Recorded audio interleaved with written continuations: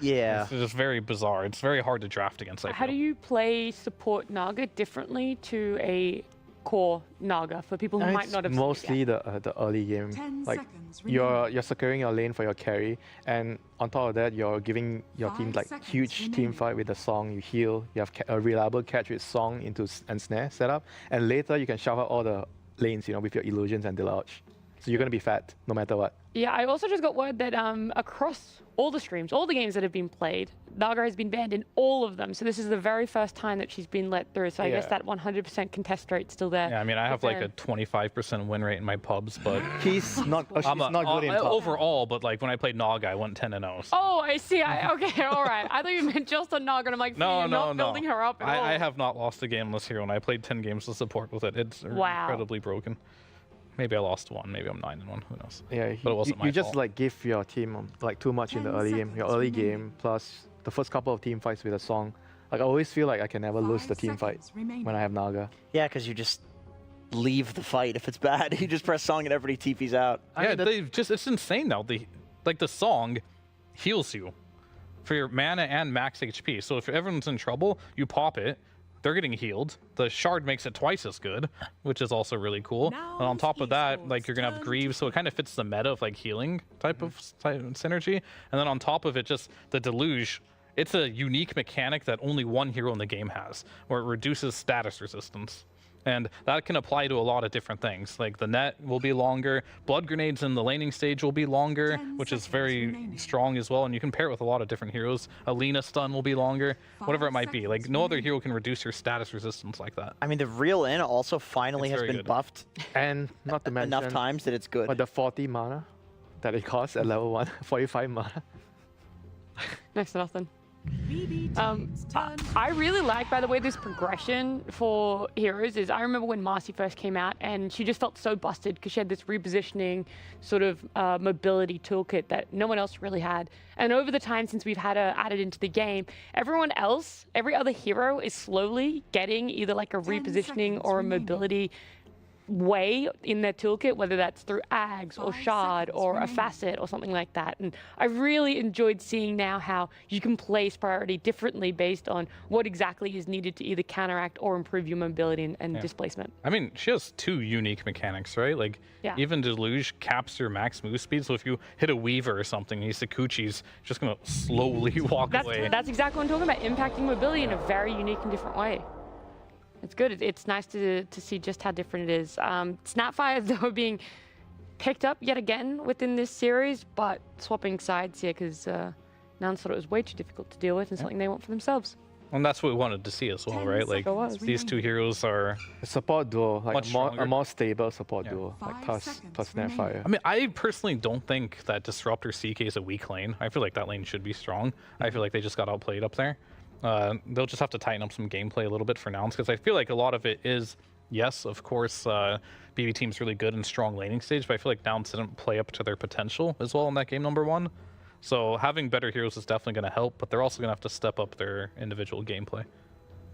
Yeah, that lane is definitely not supposed to lose. Disruptor CK is like some of the highest kill threat you can imagine. Do you think all three of these heroes that BB Team has picked can be flexed to many roles? Every role. This isn't a very annoying draft to draft against. It's like we could potentially be seeing 3 cores here, you know? These could be 3 cores, yeah. We're not going to. That would be quite insane, but...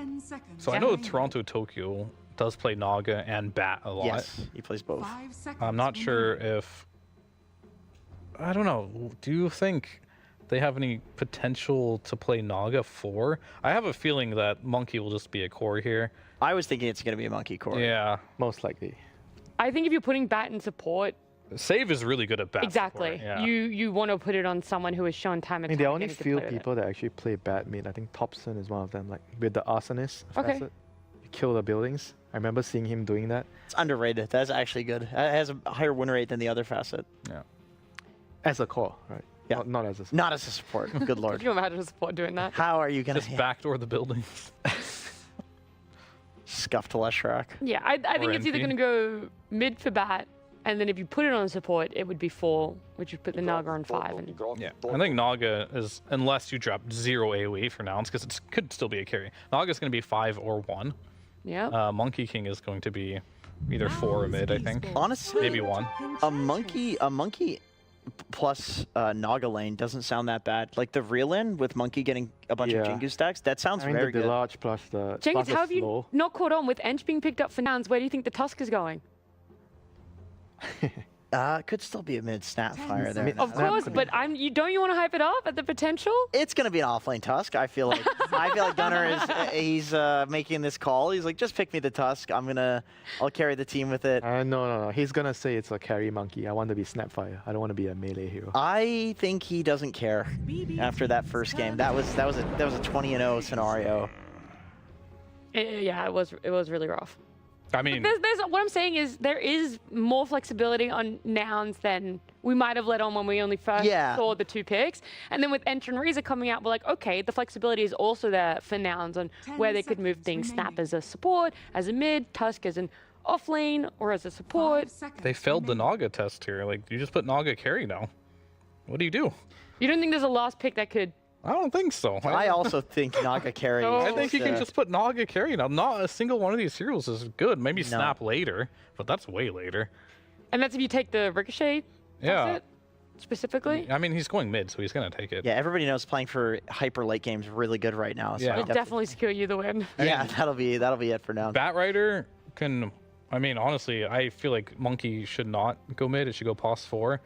It should go pos 5 on Bat. Pick something. I mean, Monkey works well with all the Zoo heroes. So that looks pretty good here, too. Just go Beast. Take your pick. Yeah, I mean, take your pick. Doesn't really matter. I think you do pick Miro's hero right here.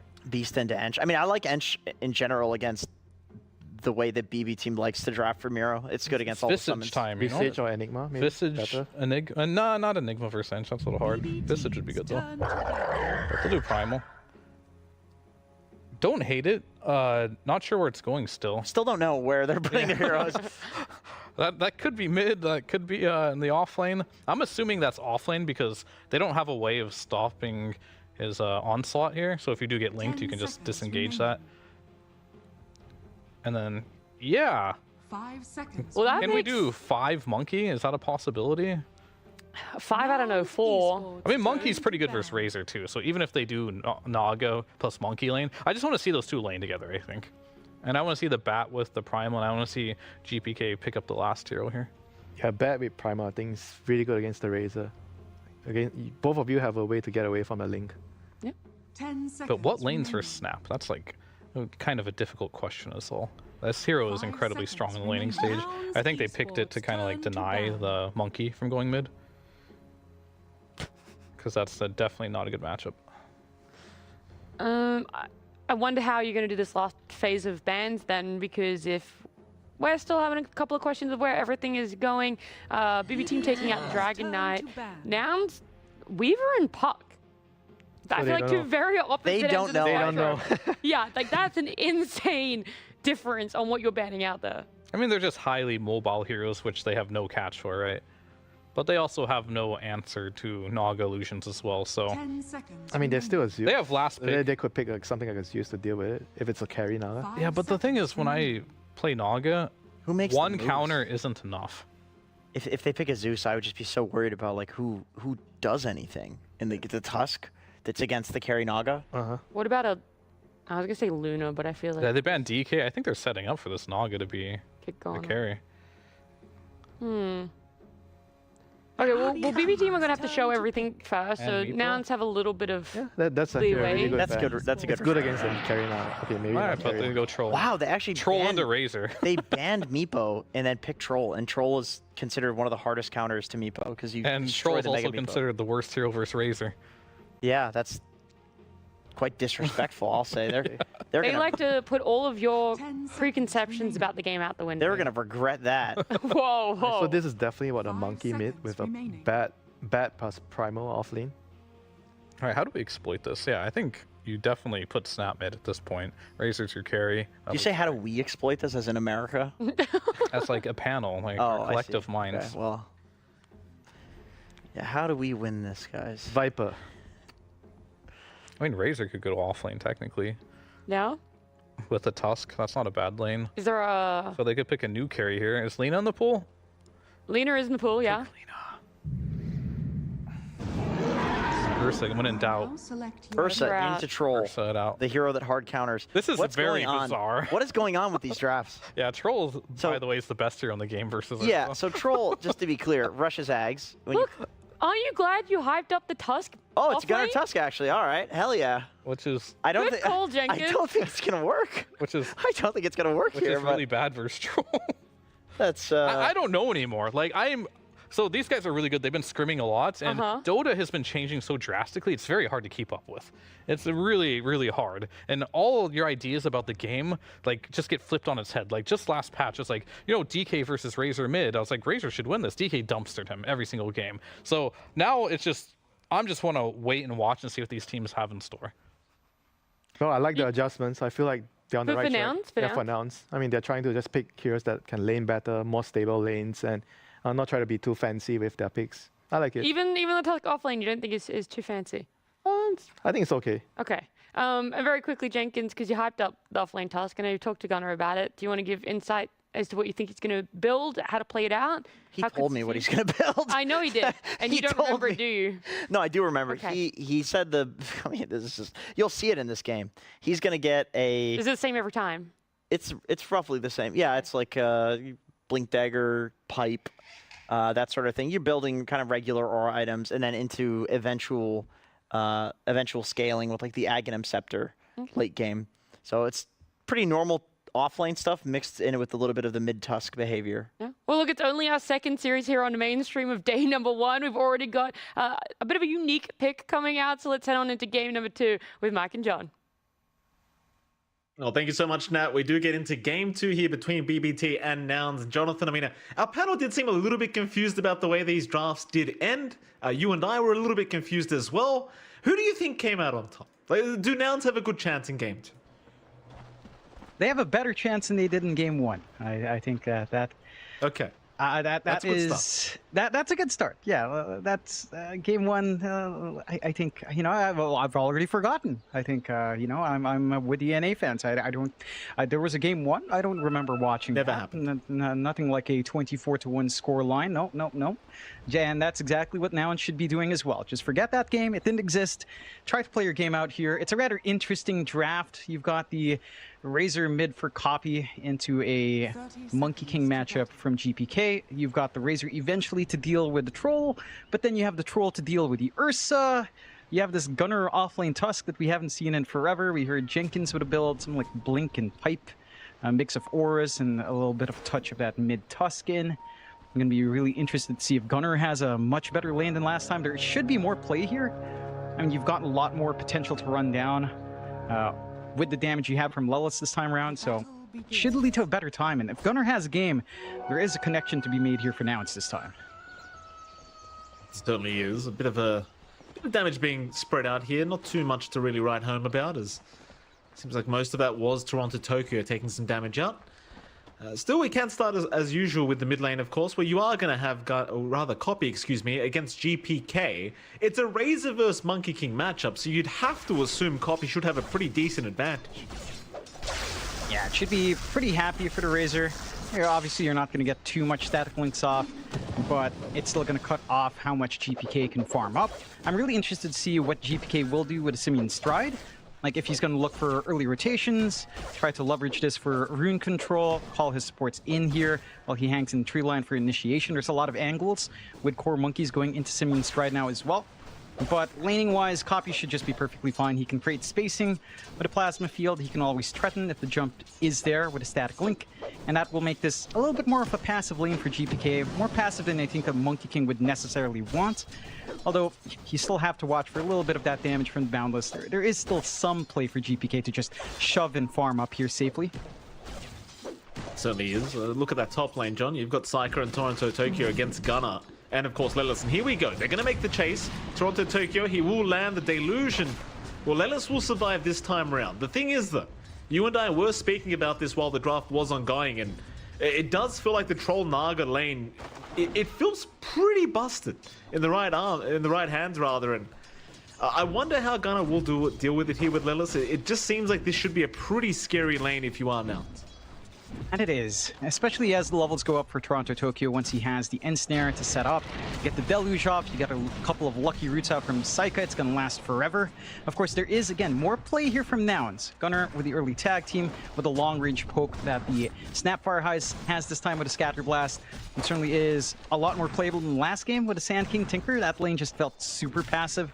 This time around, Gunnar can look to pressure in, and it is making it slightly uncomfy for Saika. Every single time Toronto Tokyo's been walking up, with the Deluge, he has been getting blasted and back with a Scatter Blast and just prevents that connection that they want to play off of here for BBT. So just heads up positioning from Lelis to keep that back, keep that damage kind of tied in. Of course, for Toronto Tokyo, the one big thing with the Naga, with the illusions, is it's going to be really easy to manage this lane. Get some pulls, get some stacks going. That economy build-up for Saika is going to ramp up real quick if you don't keep track of it here from Lelis. Absolutely. And the final lane, of course, you're looking at it right now. Miro and Save against Fly and Yuma. For now, it seems like Yuma's having a bit of a challenging time, as Save is able to just kind of zone them out with all the sticky napalm spam. So Miro is going to be off to another great start. And the thing is, with the Ursa versus Primal Beast matchup, you know, usually the Ursa would be able to bully him out just a little bit. But not so much the case right now with Save on the Bat Rider, just ensuring that Miro can close the gap and secure that farm. Yeah, it gets a little bit awkward to try to play with, say, Enchant and Earthshock Aggression onto Miro. Sure, he doesn't have Onslaught, but he gets a little bit more durable as you commit with the Uproar. There's the Flame Break to worry about from Save, and you don't really want to take that risk right now for Yuma. Oh.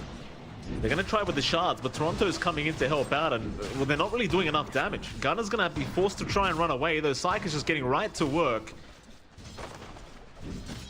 It was a nice little attempt, but even with the level 2 tag team of Gunner, the damage is lacking quite a bit. And it is. They need to poke and prod from a distance a couple more times.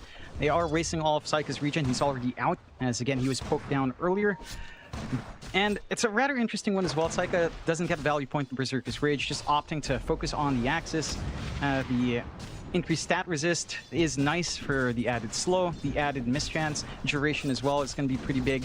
So that is something to watch out for. If you do actually fully commit outside of your spells, Psych is not going to be the easiest target as long as Toronto Tokyo gets a mirror image out with the Deluge going. So far 0-0, 4.5 minutes in. So pretty even kind of game so far between these two teams, at least in terms of kill score. Even the laning stage does seem substantially better than last game around, at least for Nouns.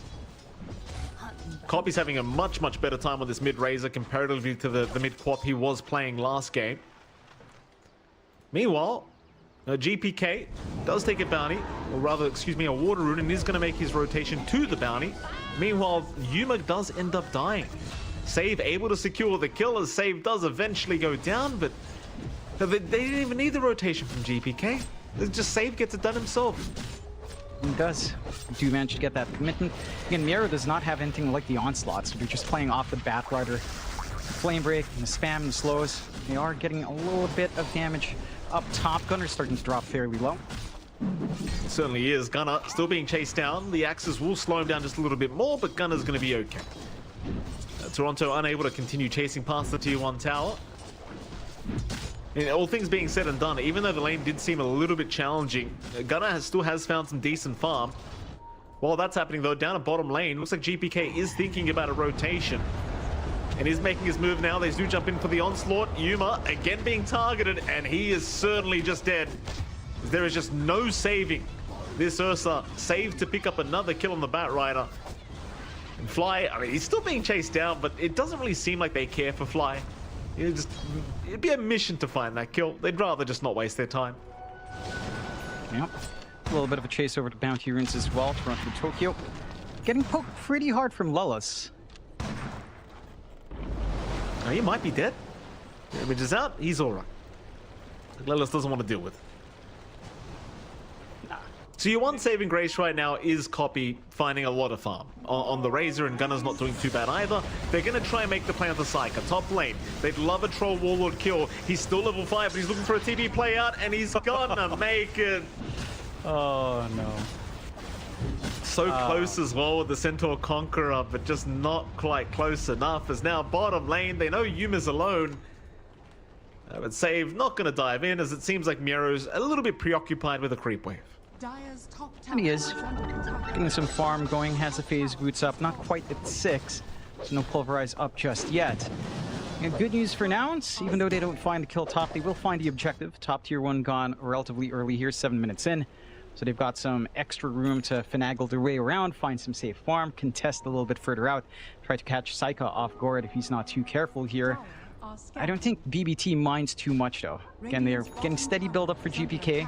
They've got the levels ramping up here for Miero. They'll be able to trade tier 1 bot now as well. No signs of defense coming out here from Nouns anytime soon.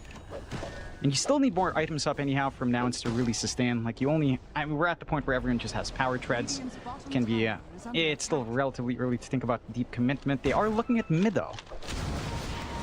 Certainly looking at mid. Toronto, Tokyo. Well, this takes a bit of damage here from Lelis, but ultimately nothing to write home about. He'll be just fine to retreat. And it seems like Nouns are setting up for a nice little early push here in the mid tier 1 tower. You've got GPK hanging around the tree line, but I highly doubt he'll be able to defend this on his own. No siege creep available, so it could just be a bit of chip damage to come out with this enchanted creep and fly. Dire's middle tower. Though Save is rotate on the Batrider, and it seems like the defense is actually going to kind of work out. Bit of damage, but nothing to really worry about here for BBT. Pretty heads up from GPK, just pulled the wave, cleared out safely away from these heroes. They spot out this rotation as well with some good defensive wards from the side of BBT, so you shouldn't be able to find Saika here either. And Nouns for their clump up aren't really finding anything. They are giving a ton of room out for Yuma to try to hit this farm timing with, say, the Battle Fury into the Blink BKB, but that's still a ways off as well. Our Ursa bottom network core, at the moment, only 500 gold above her Batrider support, so much more time before the Ursa becomes a factor in this game whatsoever. And which also means you don't need to worry about Roche anytime soon here for BBT.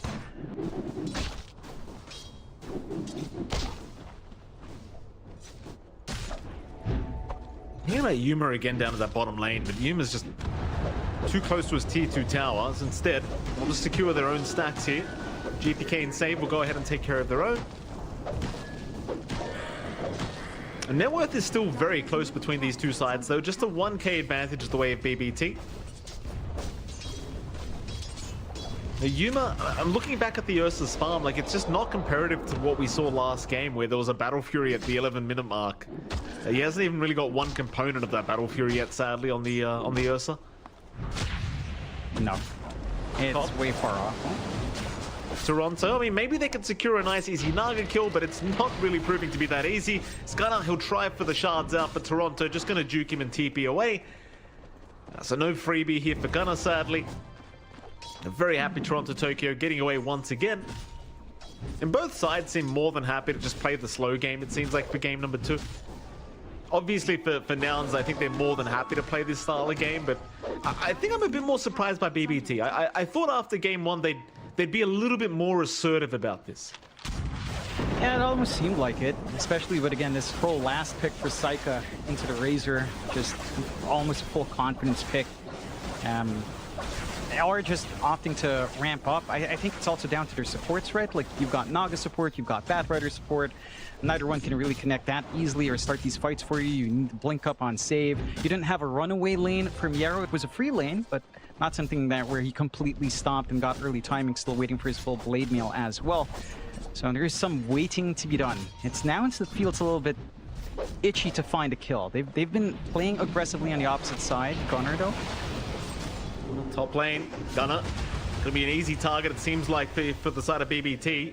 Try to snowball away, TP out, and there is no easy target. Gunner is fine. Very, very nice TP play out, as now Nouns, seeing the opening, do try to go for that tier 1 mid tower. With the siege creep available and the enchanted creep, it should be a pretty easy tier 1 to take. BBT, they are desperately trying to get within range to defend this, but the tier 1's basically gone. Maybe you can hope for a bit of a deny here. Not even that, though. Yeah. Pretty heads up from Nouns. They see all of that commitment up top. They know, they know with full confidence they can use that space to clear out mid. They even up the map control a little bit more. They've bought a ton of room out again for Yuma, who is starting to catch up, equalizing with Gunner's farm at the very least, and can start to scale from there. it's building up for now. So you've got the Yasha up in the copy, so you can start to chase around, probably going for, perhaps just looking for the standard Manta BKB sort of build here.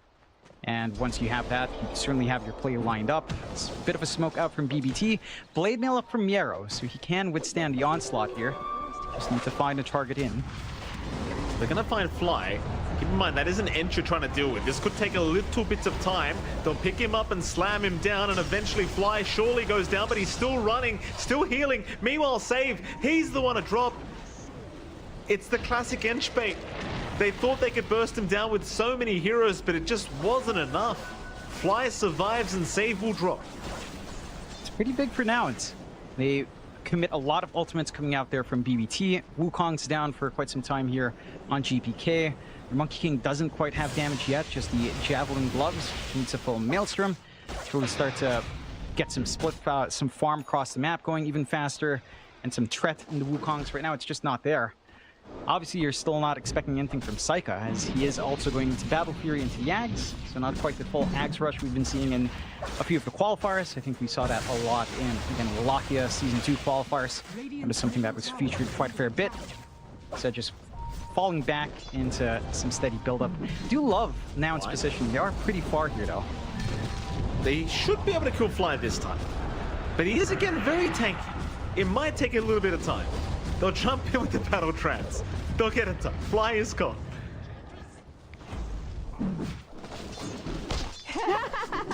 It's a lot of space, though. Like, I really like what Nouns are doing. They're just stalling this game, dragging all of this attention away from BBT. It feels like BBT is like a very angry, I don't know, like a bull. And Fly's just getting the target painted on his back. Bot lane has been entirely safe for Yuma. Copy's been farming, even Gunner's being able to work into this pipe timing to block off a lot of magical damage you're going to be pumping out here with Save and with Miero. So you have a lot of good answers for like this mid-game build-up that both teams are going for. Yuma, he's still not in the comfiest spot. Again, he's not that far behind any of these cores now. The margins are slim. And Nouns, if they can get into this Battle Fury timing, if they can get into Copy's Manta, take a fight into Roshan, that's where things start to really shine for Nouns and bouncing back in this game number 2. I find some ancient stacks here in the Dire jungle, or rather Dire triangle. Problem is Save has spotted this out. So they're very well aware this is happening, and in fact now the rotations do come in to ensure that none of the creeps will be handed the way of Nouns. Though no fight to really break out, so it seems like BBT unable to really close the gap to secure a kill. They'll still secure their own stacks though, so no problem. So, I mean, Saika's still staying ahead of the Ursa as well, so like, it just seems like the Troll Warlord still has that inherent advantage, plus the net worth advantage you're finding. And of course, Saika is just rushing the Ags now after the Battle Fury, and it's going to make life very hard for Nouns in terms of trying to deal with this Troll Warlord once he does have the Ags up. Yeah. It becomes a little bit daunting as to how you try to actually burst down Saika. You can try to sap away his damage if Copy finds the angle down the line. And that's a lot of pressure on the Razor, of course, to get that perfect static link target, which might not be the easiest thing to find. At least Yuma has his Battle Fury, and again, considering this game, it's only about 900 gold behind. It's a huge improvement from game 1. I think at least it's that. You're not too far behind. You can catch up through this Battle Fury. Again, with the Battle Fury up, now it should start to think about controlling the map a little bit more. Take some forward presence, try to set up for an objective or a fight into a kill as Miero. They're being caught out. Snowball will be there. This could be a pretty big pick-off for Nouns if they can catch him. And Miero, he's gone. They don't want to fight. No rotations to come in from BBT, so Nouns suddenly finding the highest net worth hero for BBT and taking him down quite easily. Yeah, that's the kind of aggression they want here on Nouns. Again, they kill a high net worth target.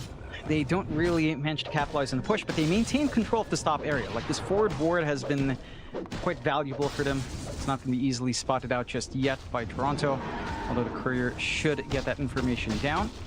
They can start to open up the map, or at least prevent that deep movement from being as easy to line up here. Up top. Gunner. Yeah, they've got the lasso. They've got the Wukong's command. They'll control Gunner for now. No Snowball to play with either, because he did commit it onto the creep wave, and he is gone. As soon as they saw that snowball committed on the creep wave, it was an easy jump in, and sadly for Gunnar, there was no way for him to buy time for his team to get there and save him. They are still around, they are still perhaps thinking about a fight, but BBT being quite respectful here and just backing out of there. Or are they? GPK still hanging around. Will pretend to be a tree, but it's rather obvious when you're moving GPK. It seems like Nouns, they aren't going to try and force anything. I mean, Yuma has already backed off anyway. So has Copy. Back to the drawing board. But it's still less than 1k net worth lead the way of BBT. So it just the game is so even right now. It is. I will say it's starting to feel like Nouns can start to think about this rush timing a lot better than BBT. Again, Troll does have a little bit of that rush threat as well, but it hasn't felt like they've really worked the map out. Again, there was this entire bot area that Nouns were very comfy with. Nouns were also invading the top jungle quite nicely, although and they get punished once or twice on fly, but it's an Enchantress, you don't really care. They are finding save now as well. He's going to try and juke through the Roshan pit, maybe a deny, but no, not quite. Copy will take him out. Another nice pickup here for Nouns, and now they can officially think about Roshan. Yuma's right around the corner, he'll just deal with the creep wave first. The question is, do BBT want to try and force a defense here for this Roshan play? I think the answer is probably going to be no. They may have just kind of accepted that against the Ursa they're going to lose this Roshan anyway.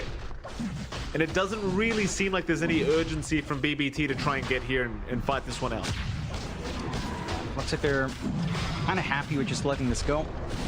Let the momentum carry through from Nouns. Their lineup does come online a lot faster in comparison to BBT. Like even with like a Naga support, Toronto, Tokyo needs so much more to really have some impact. You need the mech. You kind of want your shard as well if you can find that.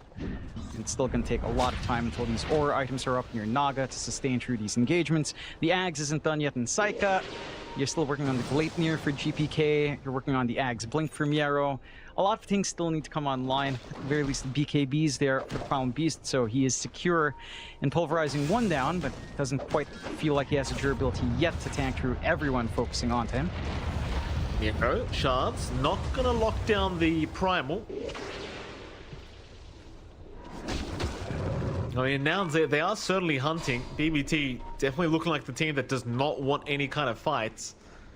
But you do have the Ags almost up on Saika. He's only missing the Ogre Axe, so once that's available, perhaps they will try to make some plays here with their Troll Warlord. And he's still substantially ahead of the Ursa, just by about 1k. Yuma himself going to go for a BKB pickup here on the Ursa. Pretty standard. Already has a blink to gap close as well. Love this little play from Nouns. They shove in mid, they instantly smoke, look for a flank. Might be able to get this collapse up top while they're trying to slowly siege onto that tier 1 here. Oh, GPK, don't move, sir. It's all right for now. Yuma looking to jump in, but no, it was all a bait. Never mind. Yuma gone. GPK. Here we go again. They'll try for Toronto, but the song is popped. The TP away is there, and well, that'll be about it. I thought originally when GPK moved, I thought Nouns would be the ones to pounce, but they just weren't quite quick enough. No. Took the long route through the top jungle instead of running through the river. Miss out on that opportunity to collapse a little bit quicker, and BBT get a good read, get some good punish. Find a very important here to keep shut down. Again, Yuma, he's not that far behind, but he's not catching up and increasing or getting a lead for himself anytime soon here either. You still have this Aegis to play with from Copy at the very least. You can still frontline with a Razor, but honestly, it just feels like BBT does not care. They've got the full Ags up on Saika. Going for the Manta style next. They're playing tag a little bit up top, but Yara is fairly durable. Does have the BKB again to back off.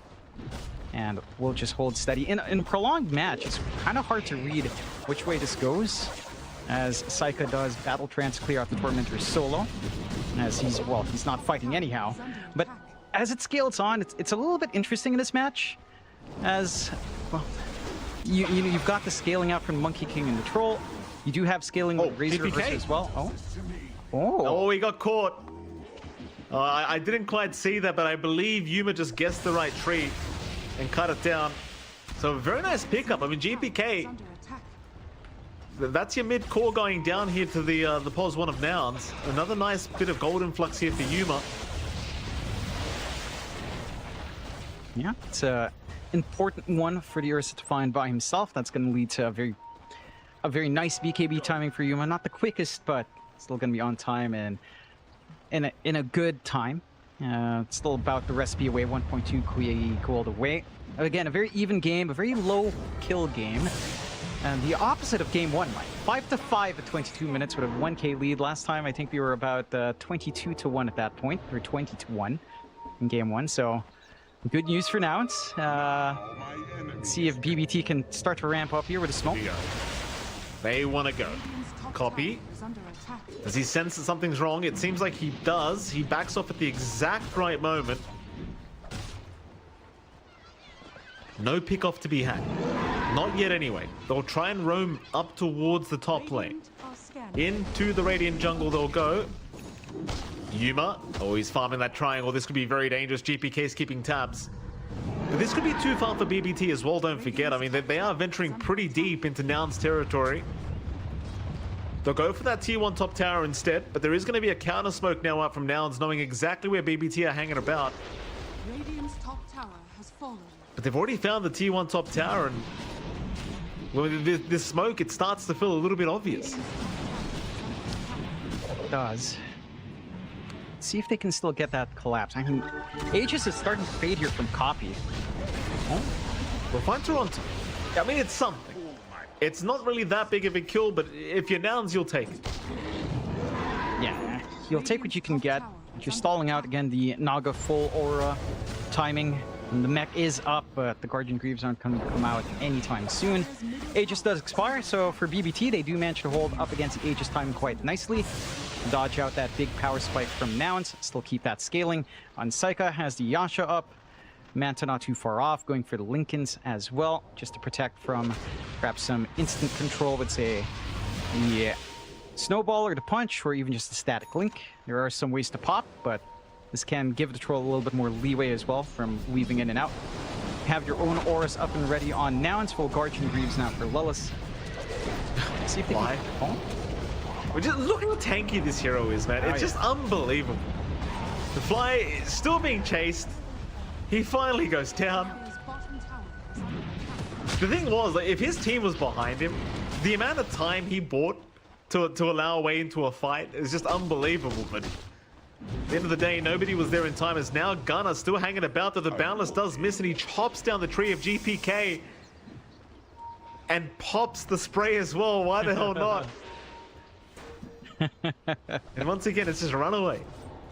No fight.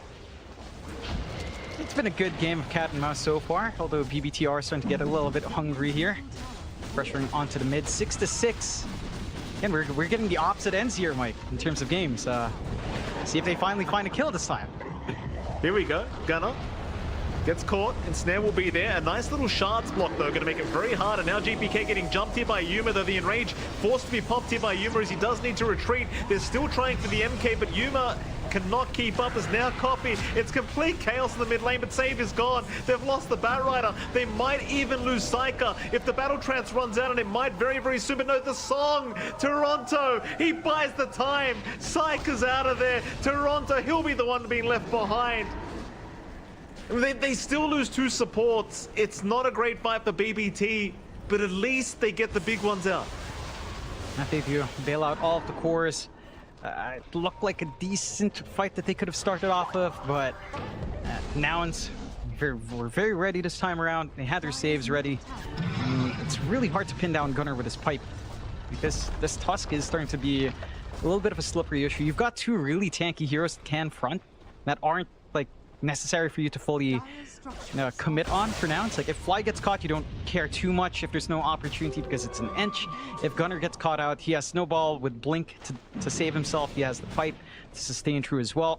So he's not really at risk of just getting 100 to 0'd. I think BBT have to find a way to get bigger lassos out from Save.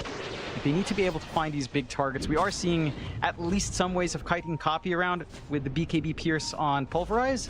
Not always the easiest thing to find here from Yarrow. And that is the one thing that BP has to play off of. It's save with Blink Lasso and Miero with whoever he decides to pulverize down here. Top lane. Looks like they might run into save. There is vision around this area though from BBT, so this could be a very nice fight to force, and they are going to try. Onto Fly they'll go. They want the Ench first, but Fly is just tanking through it once again. It's now GPK, copping too much damage. Still trying to man up here in his Wukong's command, but so is Gunnar. GPK, he's out of damage now with that static link. He needs to get out. Still Gunnar going very deep, but he will be able to blink out. Nobody dies yet. In goes Yuma once again on Toronto, but Toronto's able to walk out of there thanks to the Boundless of GPK. And BBT now, the ones to retreat, as Nouns are still looking to force the fight. But nobody's... Oh, I say nobody's left. Yuma's still having a hunt around. GPK is still there, but they will not find him. Rather unfortunate for BBT. They don't manage to get the big lasso target they'd want. Isolating Fly really doesn't do much. Like, this Ench has proven time and time again, if you're not connecting with your Primal Beast with a trample, and the Ench is just not going to die fast enough for you to capitalize. And unfortunately for Miero, and very fortunate for Nouns, he did get distracted by Copy's illusions, ended up pulverizing on the side to try to stun in the Wukong's AoE. I don't think it reached out for the most part. So very good news for Nouns. They get the 2k lead on top. They get another Roshan for free with a banner. You can start to consider more aggressive plays going forward. This should allow BBT to reset their cooldowns. Song will be back up for Toronto Tokyo. He's doing a great job of just ensuring mid pressures there. So the Naga split push is there to at least stall out in some of these objectives despite having the Aegis. But Nouns certainly do feel like they are getting in control of this game. BBT, the initiation angles have not been clean. At least they have a source of break now with Miero. With the full Ags up, could help out if you are jumping Fly this time. There you go. Down towards the bottom lane. T2 tower will be targeted by Psyker. And keep in mind, they're fighting against the Aegis now, but Nouns are not looking to try and defend this. So Gunner's picked up his Desolator now, so you've got a lot of right-click potential here with the Tusk. Nouns looking to head through the mid lane. BBT will see if they want to try and defend. So it seems like Nouns are going to pressure this tier 2 mid tower, and well, in fairness, the mid tier 2 is just about to fall anyway. So it is basically already gone. Nouns will go ahead and take care of it. Do you want to try high ground? I mean, you do have a Roshan banner plus an Aegis. BBT's going high ground. Oh, BBT's going high ground. Never mind. Yeah, I mean, we do have the creep wave at the top tier 3 at the very least, Jonathan. They'll back up. That'll be enough. They do a lot of chip damage from that tier 3. If a full commitment does come in and Psyka decides not to join in, with Toronto Tokyo just shoving one lane in, he could just make a beeline for bot and just kind of even out the game that way. I like that coverage out from BBT. Seeing the Roche, knowing that the mid tier 2 would still hold, knowing how fast they can push. With a Troll, does give them a little bit of an access point later on. Nouns looking for a smoke out. No forward vision this time to try to spot out BBT though. Mid lane. I mean, they could go for Miero if he does show on the creep wave, but nobody wanting to venture that far for that farm. Gunnar will reveal his position, so a pretty obvious smoke now for BBT to just kind of wait out. Line's being drawn through the top lane, so they might actually try to pressure this top tier 3 tower. But now it does feel like they really want to pick off before they try to venture to that high ground, but BBT are just not providing the openings. Like, it's still 8-6 with a 1k advantage, and we're 31 minutes in basically. No openings really being provided. No. Again, it's the complete opposite of last game. 8-6. No one going double digits just yet. Half an hour in. I may have just jinxed. Smoke. Happy days. Oh, here we go. Good job, Mike. No, I not. I double jinxed. Jump in. Oh, I triple jinxed it. Here we go. We're onto the race. Copy's gone, but so is Toronto Tokyo. Onto the Ench. Fly is also dead. Gunner. Chase is on. Gleipnir is going to land from GPK. Nice shards block from Gunnar once again, but the chase will continue. Yuma's right around the corner though. He's thinking about forcing the fight, and he will jump in. They'll try for Miero first on the Primal Beast. Yuma, he'll pop the BKB. Still trying. Gunnar somehow still alive. Finally goes down. Yuma still looking for a target. Will chase down Psyker, but he's just too fast on the troll. They just kite out the Ursa. So they'll lose Gunnar, they'll lose Fly. They lost Copy and he brought back to make matters worse. A pretty big fight here for BBT. Yeah, it works out in their favor. You get perfect target to start on. Finding Copy in that smoke. It's a big target you really need to take care of. You can counteract two of your cores. It makes it very uncomfy for Saika and for GPK to try to play their games if the Razor is just alive. So they just take that out of the picture, force the buyback, stall out this butterfly timing as well for Copy, just a little bit. And he's going to make things a little bit tougher in terms of trying to scale up. And for the side of Nouns, again, they've been the ones posturing, trying to play across the river, find these pickoffs. They might be a little bit concerned about scaling, especially since you're not going for like a refresh Razor, right? Like the butterfly will allow you to man up against a lot of these hits from BBT. And again, physical output of the troll and the monkey aren't necessarily going to always hammer in onto the Razor at that point. But it feels like the late game Razor threats from like refresh, double BKB, double static link, and just running around being a maniac, sapping away your core damage from that point. The butterfly is not that same play. I think this is much more tempo heavy and Copy, trying to utilize this early advantage, mid-game advantage they've built up and try to win a couple of fights into endgame. If it falls flat here, that could give BBT a much better chance in scaling up, knowing that refresh is not going to be up for a long time with his build. Another big smoke up here. BBT running right towards Copy. This will be a dieback on Copy if he does get caught out. It seems like they will avoid him instead, rather looking at Gunnar now down to that bottom lane, and they're going to find Fly instead. A little bit unfortunate. Oh no, they found both. Save will spot out Gunnar as well. That'll be a double. The 2-for-1 special. BBT, I mean, it's just kind of back to the farm game, I suppose, right? It's just no need to rush. No. They know what they're doing. Yeah, they can keep that build up. Again, it feels like with the double core of Monkey Troll, you're kind of banking on your Razor to nullify these cores. Again, Copy going for the butterfly somewhat counteracts them. At the same time, it only allows you to really focus one down. It gives a lot of leeway for either GPK or for Saika, depending on who's not static linked, to actually just play the game. You do have the full Abyssal Blade up on Yuma, so you can just stun up whoever's left alone and just try to focus one target at a time at that point, or just split the fight up. That kind of utility while the other core is trying to break static link. You have that kind of setup for yourself now in Nouns, but BBT have taken over on net worth, 4K advantage. Not the biggest lead at 35 minutes in. Nouns certainly not behind by too much of a margin here at the very least.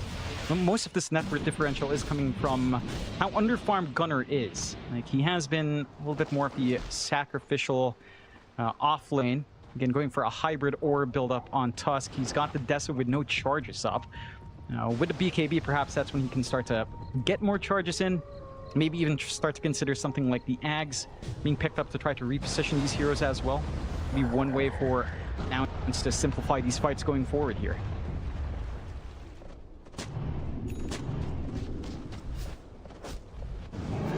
BBT, they're posturing once again around this top lane. Maybe just getting set up for the next Roshan attempt. You do have Nouns grouped up as well. They are indeed just checking the Roshan pit here, BBT, just in case. The Roshan's still not going to even tell us when it respawns for another 40 seconds. There's your butterfly up on Copy, so we'll see if that does make any form of difference here in this next fight. So they are going to smoke up. The Naga illusions to come in. Copy will make it pretty obvious they are smoked though. Does BBT want this fight is the question. Fly will move forward. Miro gonna break the smoke on Yuma. I don't believe Yuma actually saw him. They'll try to get some D wards off here. Miro though still frontlining for his side. Neither side wants to pull the trigger.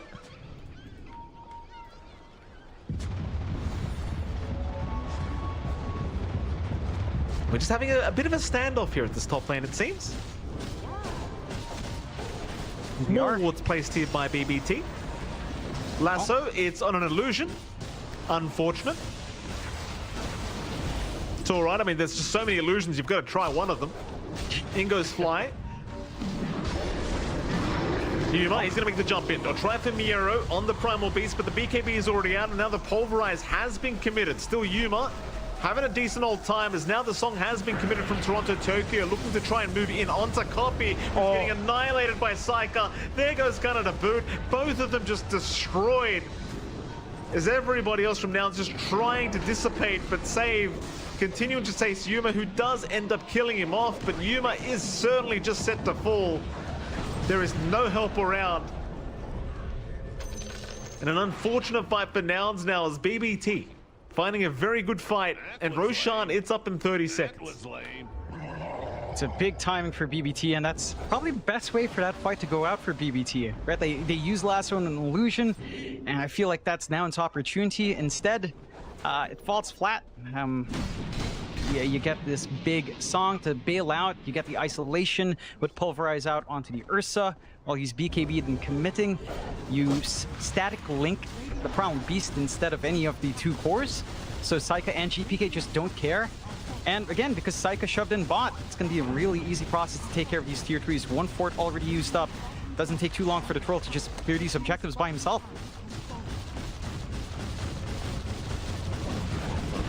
Saika doing it himself. They'll jump in with the kick, or rather the punch. The battle trance was already there from Saika, is now, well, it's looking pretty rough for Nouns. They've already looking to lose Gunner, and they do. Saika barely survives all of them. The battle trance just in the nick of time here from Saika as Lelis just being hunted in his fountain, forced to back off. Bottom racks is gone, and that's going to be enough for BBT. Yep. Can go back, just take Roshan. They should know the spawn time is relatively soon. Saika's going to go back up top, check it out after clearing out some camps. Oh, Yuma does clean up save. It's a nice little kind of pick off onto a straggler on his way out. It's just not changing the game though, is it? Like, you're 11k behind now as Nouns. You've lost to Rax. You're losing Roshan as we speak. And even though BBT just played a very, very slow game, it really has felt like they've been in control. And it has. See if Nouns can find an angle in. They did smoke up here, but the smoke breaks under the Watcher. Copy. Gonna get pulverized here by Miero, and it looks like his team was not really prepared for the fight, though he did at least get his BKB off. Still running. Saika, he's popped the battle trance, chasing very, very deep, but he's got the Aegis up. Not anymore though, it is down.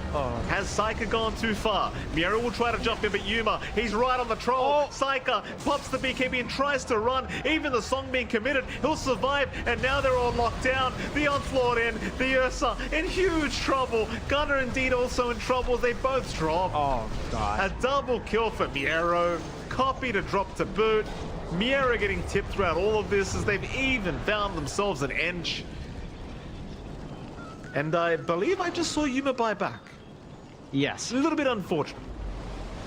Very unfortunate for the side of Nouns. BBT, I mean, it almost looked like they were just losing their minds for a moment. Saika running forward, popping battle trance early, losing the Aegis just like that. You know, looking like he was getting impatient with this game, but it works out. Toronto Tokyo saves the day. Great song. You gotta love that. Naga Siren shards that, you know, when it was fresh, I was like, oh, it's a very fun shard. And, well, we've been seeing a lot of it over the years now as well. And that's just going to be straightforward high ground again. Saika's got the damage to dig through all of the objectives for the MKB. Last fort fight to kick in here. At the least, mega creeps aren't going to be coming in, and respawns are relatively short. You should still be able to hold up with one lane to yourself here on Nouns. But BBT blow this game wide open, 11-19, 3TK lead up for themselves. And the side of Nouns, well, it's really rough for Copy, right? Like, he's running in, he's always static linking Miero, and he's not really able to focus down and try to find Saika, try to find GPK to static link to take out one of these cores from the equation. And that's where all these issues come in. Like, once they see that commitment onto Miero, GPK and Psyker are just like, all right, we'll go in. We've got damage. We don't need to care about Razor. He's not even, dealing with us. Well, what worries do they have if they're not static link targets? That's a fair point, John. It has been pretty rough here for Copy. Not the ideal Razor game, that's for sure. Now a Swift Blink available on Psyker, so things got even worse here for Nouns as Copy's just being watched at the moment. They'll leave him be. I say Swift Blink. Save just picked up an Aghanim Scepter. Double Lasso available. Up towards the top lane they'll go. Smoke on smoke scenario, but this could be Nouns' last team fight. If they can't make this one work, the game is basically as good as done. Lasso is out. Who have they caught? It's going to be Lilith. Snap fire down. Miero, he's in. Copy. He'll be alright for now. The Pulverize was cancelled. Copy though, where's he going? The Razor, he'll head up north, but it's not the way to go. He is dead. Meanwhile, Gunner's just trapped in the tree line by the looks of it as Yuma's going to try and force another fight, but really gets nothing out of it. BKB's being forced out, but it's not doing anything. Meanwhile, Gunner has been spotted on the tree line. Chase on. He'll blink away back towards the south, but Toronto's right behind him. Here comes Save to boot, and Gunner is gone. There's 2 down without buyback here for Nouns. Yeah. And that should just be the last of Rex to go here for BBT to take. Again, Yuma cannot afford to die. He bought back a while ago. He's going to have to try to just hold out here as Tree. I don't see the angle. I think without that... So again, it's a double lasso. A double lasso from Save, and that'll about do it. GG is called. Nouns have seen enough. Positive is Game 2 was a lot closer, but at the end of the day, BBT certainly proving to be the much better team here today, at least in their series up against Nouns Esports. And I'm sure they'll be leaving their room very, very happy after that one. That they will be. Game 1, a little bit more, of course, of a complete stop. A complete shutout from BBT. Game 2 being a lot more even now to correct and draft. They had supports that could play the lanes a little bit better. Their lanes weren't completely washed out up against BBT. They weren't getting run down early on. You had the Snapfire on your end. You had this Enchantress buying space on Fly, getting that space out for Yuma to farm up. It's just... they were looking for the aggression. They couldn't find the openings. And again, it was a tough game for Copy. He had 2 cores to worry about. Couldn't find either one. Just forced to kind of try to link up on Miera and hope for the best. Absolutely. Props to BBT, of course. And we do have a lovely panel we can head over to see what they have to say about this game too. A nice clean 2-0 there in our best of 2 for the group stage. BB team coming in, and for Nouns, it was looking like that could have been a win on the cards for them. I thought, hey, maybe this is another series that we're going to see get tied up. I really liked what that offlane Tusk for Gunner was doing compared to the Sand King. And you talked about this comfort over meta. If you're able to just squeeze out a 1 or 2 more percentages out of a hero that you're playing, Jenkins, like maybe that's something you go for, and you could definitely feel the difference when it came to laning phase between the 2. I liked the comfort, but Fear was mentioning it as we were watching the draft, just like what the hell is going on? Like this is true. One of the worst Tusk games you can imagine. Playing into a potential monkey carry and then eventually a troll carry, which arguably is even worse. Maybe a Naga carry, which is also miserable. Batrider can do well against a Tusk in lane as well with some sort of rotation. So it's... in fact, those are probably his 3 worst matchups. Yeah, he did his best, and I do like seeing the comfort. I do like how he played in this game, but it just was a bad hero. Like, there's a reason this hero is not picked in the offlane. I wanted to be proven wrong about that, but that's also kind of why I wasn't hyping it up too much in the draft. Like they had a moment in the game where they were hitting a really strong timing. At 18 minutes, 17 minutes, they got Roshan, and Tusk kind of almost had he already had his pipe at that point. And I just felt like they needed to use that momentum to kind of take the fight. Because instead, what happens is they got Roshan, and Razor had Manta at that point, but he chose to continue farming his BKB instead of like just playing around. So they didn't really use the first 8 games to do anything at all. I fully agree. And then what happened was Copy was taking safe farm as well. Okay, this Razor was in his own try, and then you had the Tusk and the Enchantress and sometimes the Ursa in this more dangerous space. And BB team were able to get the pick off. They had the numbers advantage, and then you felt them just have to retreat. The Razor not joining to help try and defend and at least take some part of a fight. And so it was always a numbers advantage for BB team, and they slowly built up a lead to, okay, now the Monkey King is ahead of the Razor in net worth, and we're not really sure what else we can do. I mean, from the Razor's point of view, he thinks that he needs Manta plus BKB to join the fights. But at the same time, when you're playing the game, you're not the only one in the game, and you need to look at, is someone else hitting their timing? I think with the pipe on the Tusk and the Aegis on the Ursa, they're hitting a really, really strong timing, and he's kind of wasting it by trying to get to his own later timing. Yeah. When they could have just taken control of the game at that point. Because their lineup, the longer the game goes, it's going to get harder and harder for them to deal with the troll and the monkey. Right. That's what when it eventually started going the other way, that's what we saw in the fights. Even when Yuma had Aegis on Ursa, he was just getting kited by the troll, constantly dispelling his stuff. He was getting also broken by the Primal Beast, so he's not doing any damage in the fights. There was just a lot that was able to kite him. Whereas on the flip side, in the early game, Copy on Razor was countering the troll. Like, he was not doing any damage. He was getting fully linked for the entire battle trance. Like, the troll looked, it's like funny when you see a troll versus Razor, because he's just sitting there slamming and nothing is happening. Razor is just stealing all of his damage. But then that flips the other way when you get to the late game and the troll has burst, and when you have troll versus Ursa. So I completely agree. I think Nouns needs to go back to their fundamentals and work on those a bit. There's really nice glimpses of hope for them. Like, the game was very close against BB team, a very strong team, consistently like top 4 team. So there's glimpses of great hope, but they definitely need to, like, how do we close out a game, you know? How do we sync these timings up? They need to go to the fundamentals. I wanted to highlight this real quick as well, the Troll versus Razor matchup. This is a matchup that's pretty good for the Razor, right? But this is 31 minutes in the game, and you have 2 items on this Razor, right? While the troll is completely free farming, and you need more on the Razor to be able to counter him. So I feel like the troll overcame his bad matchup just by having more items, right? And he's good versus the Ursa already. Whereas Yuma, unfortunately, he's playing versus 2, in my opinion, hard counters. I feel like Primal Beast is incredibly good versus Ursa because his pulverize goes through status resist. So even if you're enraged BKB'd, he's still going to control you that entire time. That's a counter. And then later on, he's going to get the Ags, which is going to break you, which makes you useless as well. So it was just a very difficult game for Yuma there, and you only had 1 bad matchup for Nightfall in this particular game, and they did a good job making sure this Razor didn't get too much farm. They got all the farm they needed on the Troll, and once Troll no longer cared about the Razor, it was a free game, where Yuma, he had still so many obstacles to overcome, and there's only so much an offlane Tusk can do.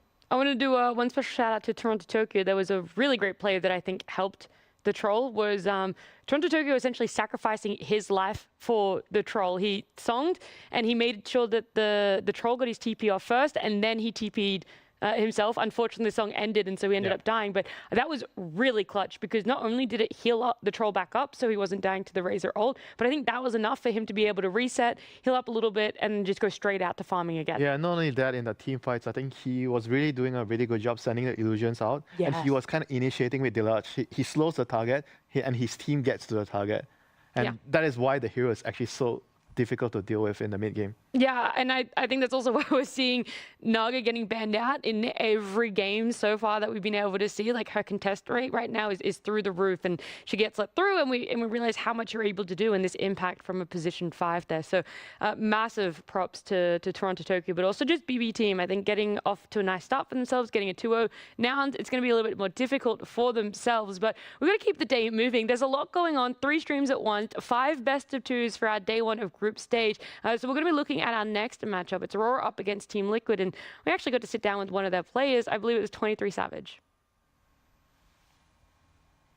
Possibly the strongest SEA team, Aurora, is battling it out, trying to make a name for themselves. They've had some good results throughout the season, but have struggled to break into the top spots. But can they change that at the International? I'm going to find out with 23. 23, how's it going? How's your International? It's been great. Denmark is really chill, and the weather is nice compared to my home, Bangkok, obviously. Yeah, a bit cooler over here, I guess.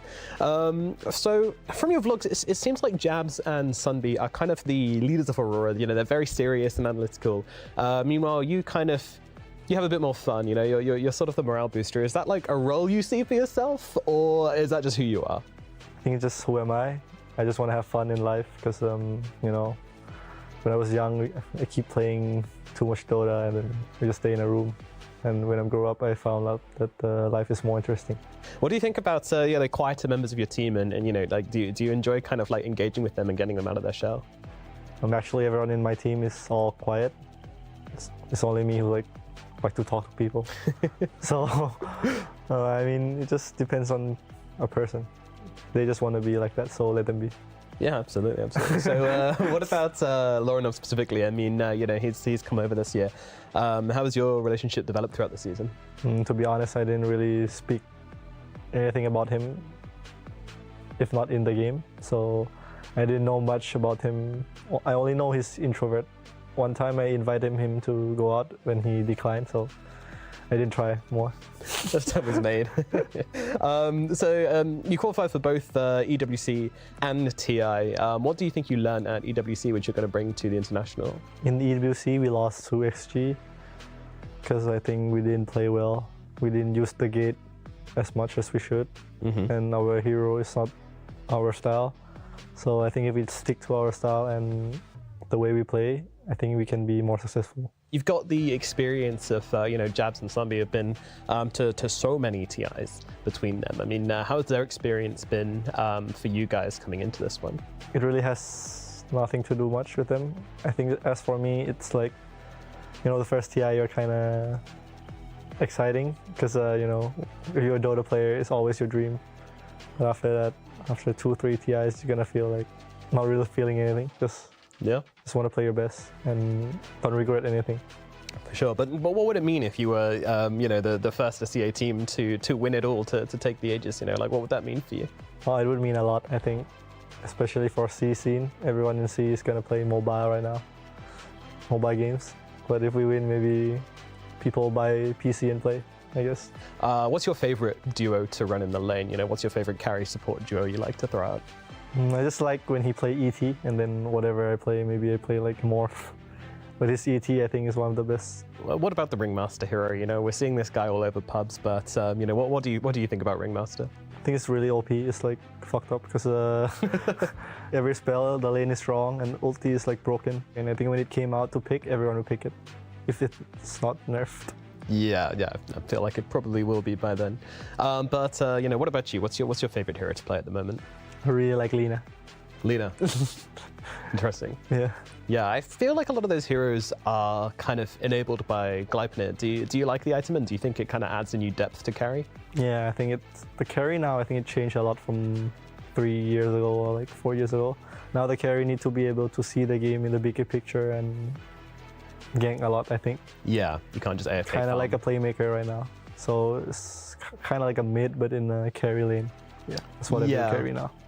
Yeah, so would you say it's more balanced between, because mid's also kind of got a bit more carry-ish over the years, right? Yeah. Mid is a bit carry too. So now carry playstyle changed. Yeah. And how does it feel when you know, you take a step back and you can just kind of just be the active playmaker, and you know, your mid's just going and farming and hitting creeps when Laurenov's just farming? Well, how does that feel? Okay, to be honest, at first it's kind of weird because I want to hit all the triangles and all the ancients. But you know, you just need to do what is easiest to win. So at first I'm not really liking it. Yeah, but you've got into it now. Yeah. And of course, you've got a lot of relationships around scene. You know, you've been in a few different teams. You know, I know you're quite close with Whitemon. You know, have you got a chance to catch up with him in Copenhagen yet? Yeah, yesterday I was talking with Whitemon and Mikoto and my Talon ex-teammates. Very nice. So we were talking like 4 or 5 hours because we didn't see each other for like a year, I think. Last time we saw each other was in Seattle. Yeah. So it was really good catching up. That's awesome. It's good to still have that relationship. And yeah, I mean, what would it be like? I mean, you know, Talon, if you had to face them in the playoffs, you know, what would that be like for you? I would try my best to beat Mikoto. Because they won us in the TI quals. Yeah. And it was really butt hurting for me. So you would win. I would win. Good to hear. Good to hear. All right. What would it mean like with these players, especially to you know make a deep run? And what's your expectations for the international? I don't really have expectation. For me, I just want to do my best, and if I need to look back, I don't have to think that I need to play better or something. I just need to feel like whatever happened, I did my best. So absolutely. Great mentality to have. Yeah. All right. 23, thank you so much for coming to talk to me, and best of luck at the international. Thank you very much.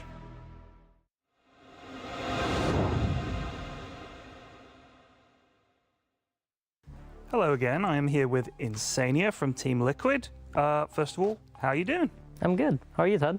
I'm doing well, thank you for asking. I will keep track of any other players if they ask how I'm doing. You asked, that's very, very kind of you. How old are you? 30. You're 30, and how many TIs have you been to now? Not that many considering my age. I think TI 9 was my first one. Yeah. And I picked the gyro, and then famously. Decided... I wasn't going to bring that up. No, I mean, I do, so nobody else does. Okay. Yeah, so then I skipped TI 10 out of shame.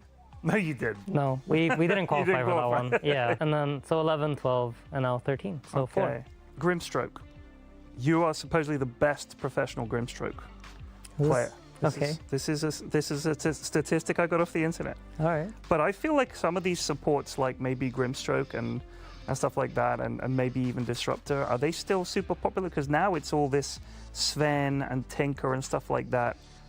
You're a support player. Have you now had to suddenly start playing heroes that maybe traditionally wouldn't have been considered supports? Absolutely. Like, I've been playing Naga Siren, I've been playing Tinker, and then like sometimes I just look at our entire draft and I'm like, how is this like what Dota had developed to? Like when I started playing the game, it was much more clear like what a support was. This is a support and hero. what a core was. Yeah.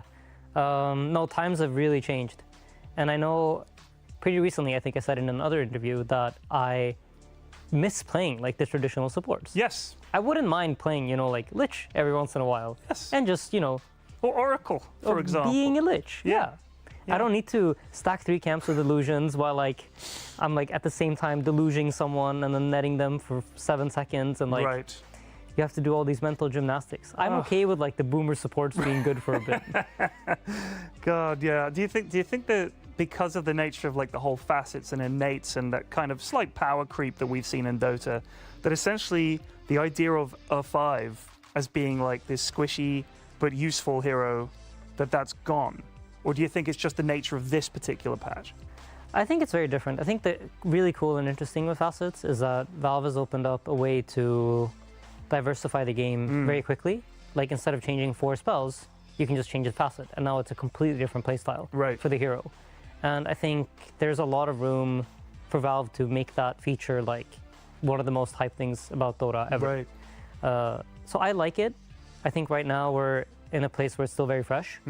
And that's why you have some things that are maybe like a bit overtuned, or it doesn't really make sense to Dota in the long run. And it's a little chaotic right now. Exactly. And I think these things we should appreciate when we have them. Because I know like when I look back like 5 years ago, I'm like, oh wow, I really missed that thing with Coddle where you had the giant lamp around you and like it was daytime and you just heal everyone.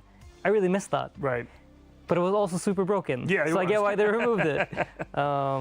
Yeah. Oh man. So ahead of the groups, I want to ask you what you think of the other 3 teams in your group. Aurora. So last year, Aurora was one of our toughest opponents, I would say. If not for Gaming Gladiators, I think they were like the team that we had the most competitive series with last year. So very well familiar with them. A lot of respect for that team. I think coming out of SCA and not having like the practice that we do in Europe, I think is quite a tough hill to overcome. And I think last year they did, and they did it tremendously. And I think this year they've kind of been struggling to find that form. But in my eyes, they're always quite a tough opponent. And yeah, I'm looking forward to playing against them. It'll be a good series. What about Team Spirit? So Spirit's one of the teams I think I respect the most, just flat out. I think whenever we are out of an event, I'd be the happiest if they won. What is it about them that you like? I think it's something to do with the way they play that is so different from how we play. And I just have to appreciate like the way they make it work. And it feels like something beyond maybe what I could create. If like I was in charge of a team, I don't know if I could make a team play like Spirit. What about Beast Coast? So Beast Coast is a rather new team. I think they did something cool this year where they like restarted the entire roster after having a very stable roster and with a lot of like kind of unknown players. But they decided to mostly stick with the same group of people and build the team. And this is something that I obviously am a big fan of. That's kind of how we made our team. Of course. And I have a lot of respect for that again. I really like that about them. And you're confident going into TI? Yeah, absolutely. I think the patch hasn't changed much. And I think we were in really good shape for the past 2 events. And I feel like we've been working really hard, grinding a lot coming into this. So I have high expectations and high hopes. Fantastic. Thank you so much, dude. That's a great answers to all my questions. I appreciate it. Thank you. Take it easy. All the best.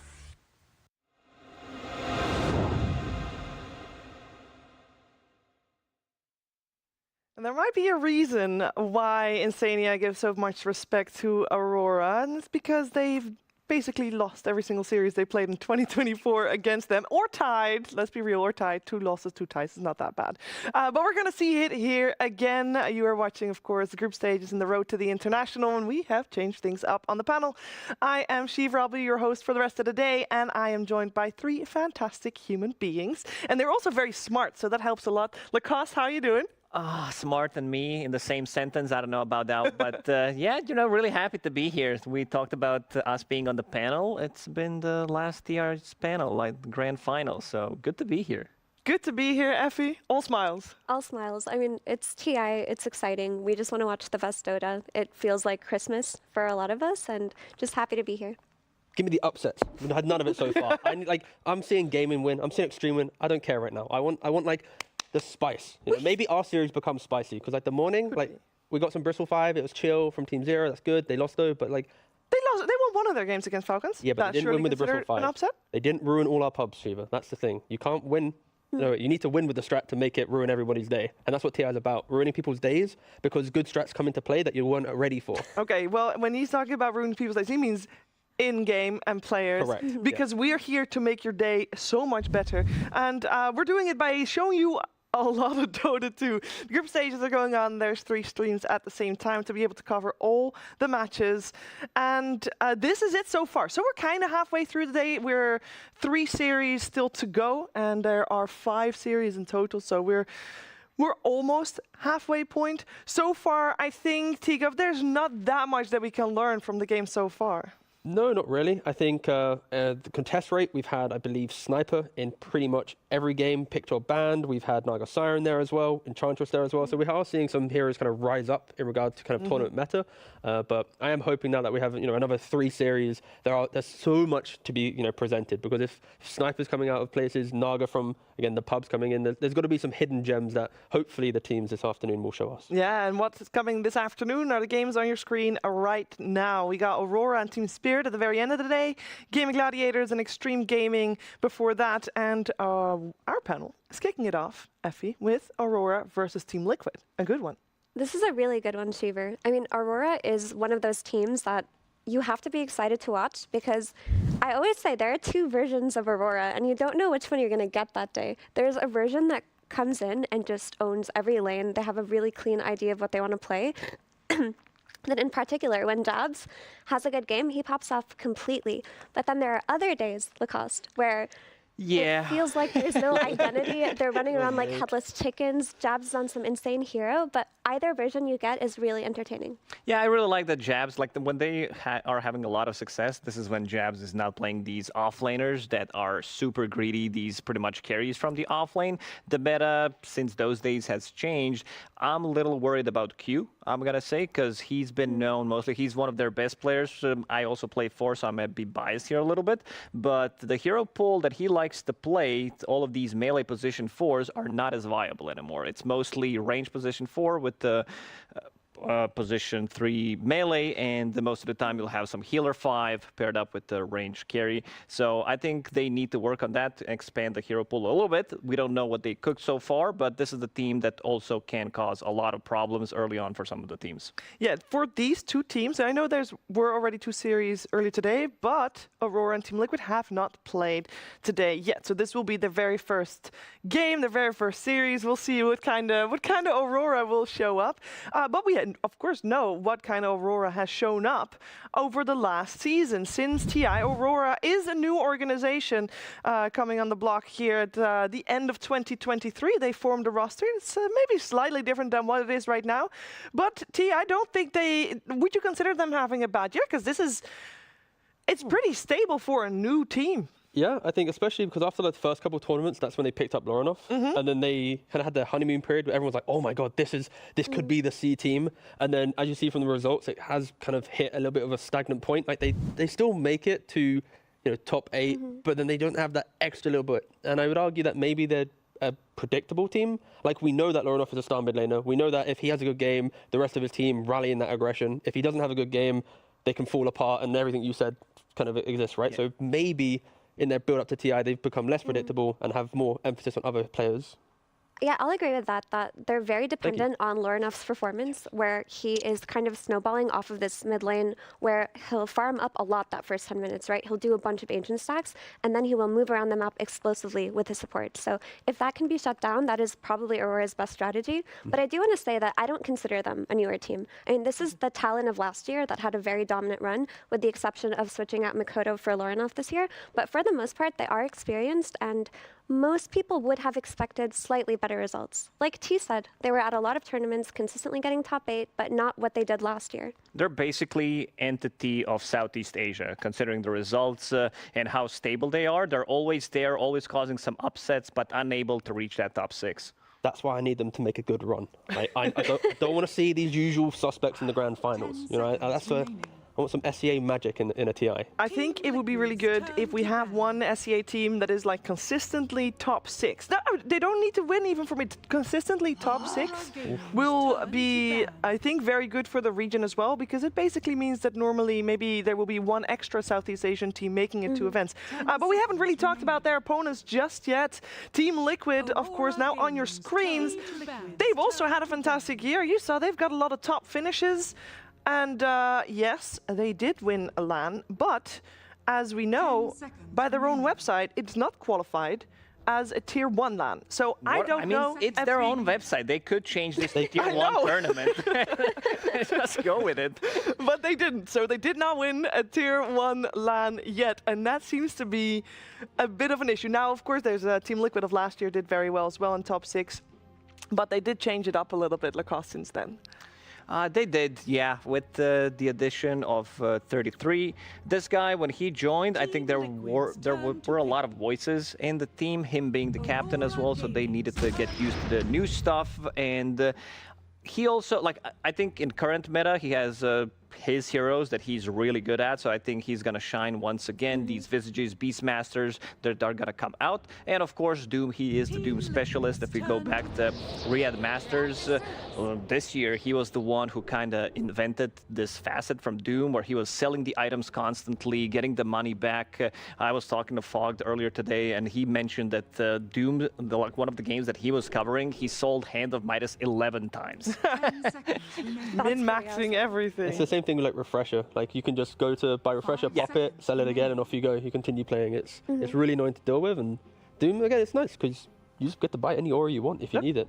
You saw Amar do it in the previous game. Yeah, and I think actually the one that you mentioned, Lacoste, since like when we saw them click really in Riyadh, I think that was the first time where we really saw them click since they have this particular roster. And I wonder if it has carried over to this TI group stages. We have not seen them play yet. We do not know. But the current meta, I think, Effie, is seemingly should fit them well.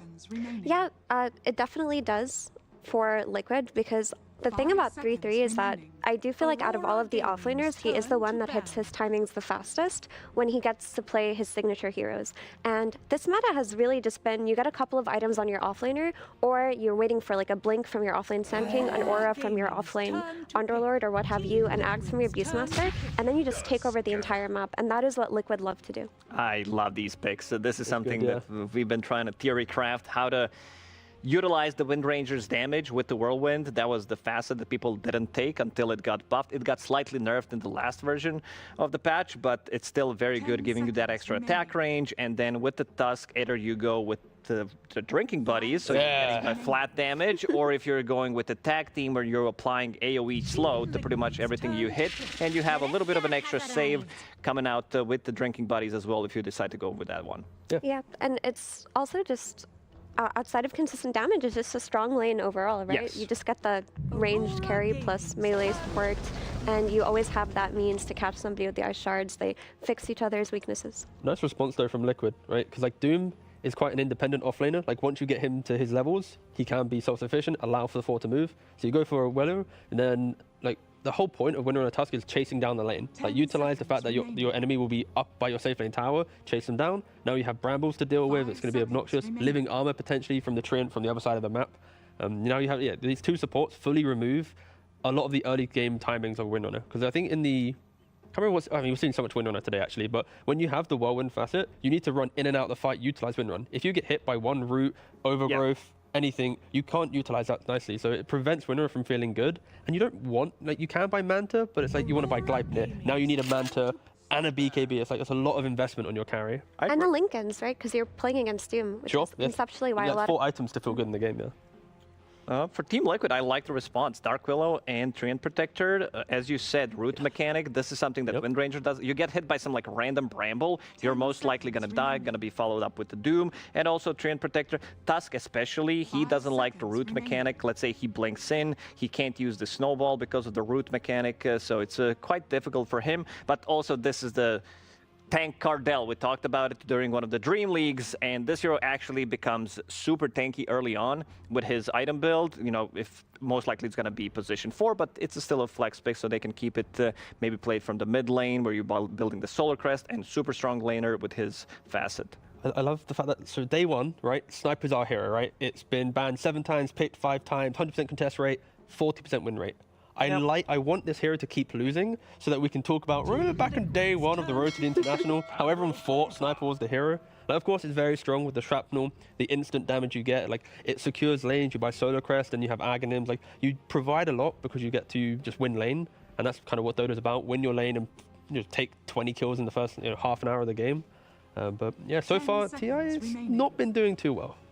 But if you look at Liquid's supports on both sidelines, Sniper is a hero that excels against both. Their Shrapnel versus Dark Willow is really good because she suffers against ground damage, and her Brambles got nerfed overall, so she can be exploitable on lane. And if you were to put him against the Treant Protector, he also just out-trades him. He's one of the ranged heroes that just keeps clicking Treant Protector, doesn't make it easy for him to run up on. So they picked this Sniper for lane security, and they hope that they can give Windranger the space to farm the BKB to be able to fight, to run through these Willows, to run through the Brambles, to run through the roots. That's why the Storm feels nice as well for Liquid, because if you have Kunko as like your front line, and then you have like good lanes, if Sniper can pair up with one other hero, 1 smoke or 2 onto a Windrunner, now you've killed her off, even though you have like this kind of concept that Effie's mentioning, if you just kill off the Windrunner a couple of times, then it's going to feel good. And you just need to ignore Kunka. Like this hero, he's gonna have like 2500 HP. He's gonna be Rum buffed, Admiral Rum as well. Like he's gonna be tanky as hell. So just ignore him, find other people, and of course, any Spirit hero will be able to do that very nicely.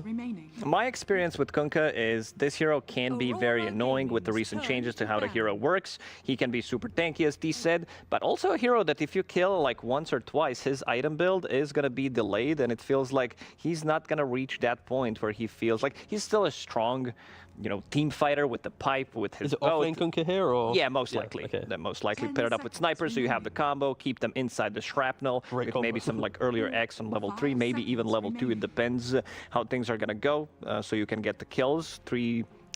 Those shrapnels from sniper, they do hurt a lot, and I feel like Kunkka at the end of the tournament, I might be wrong here, but I'm gonna call it, is gonna be abysmal win rate.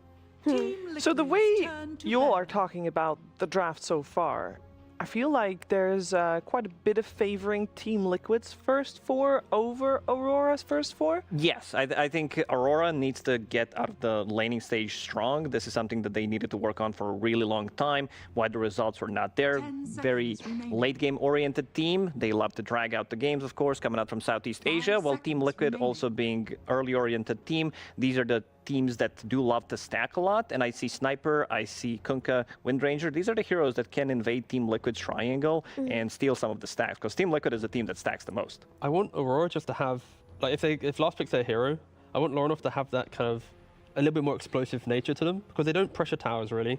Their lanes, sure, with the Sniper can be good, the Tusk Windrunner can be good, but if the lanes don't go well, they never take towers, they never sweep across the map. It's just a lot of independent farming. Like Kunkka can gank, but you could also just farm 2 jungle camps and a lane, right? And that's where Doom should farm, Storm will farm.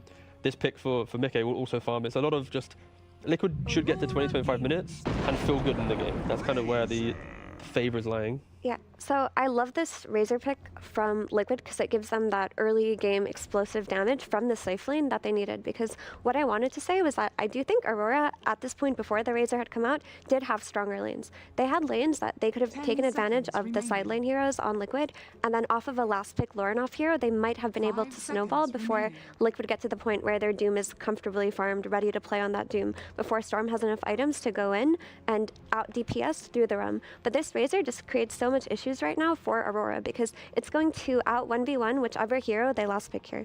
And if you put Kunkka into that lane, it's pretty.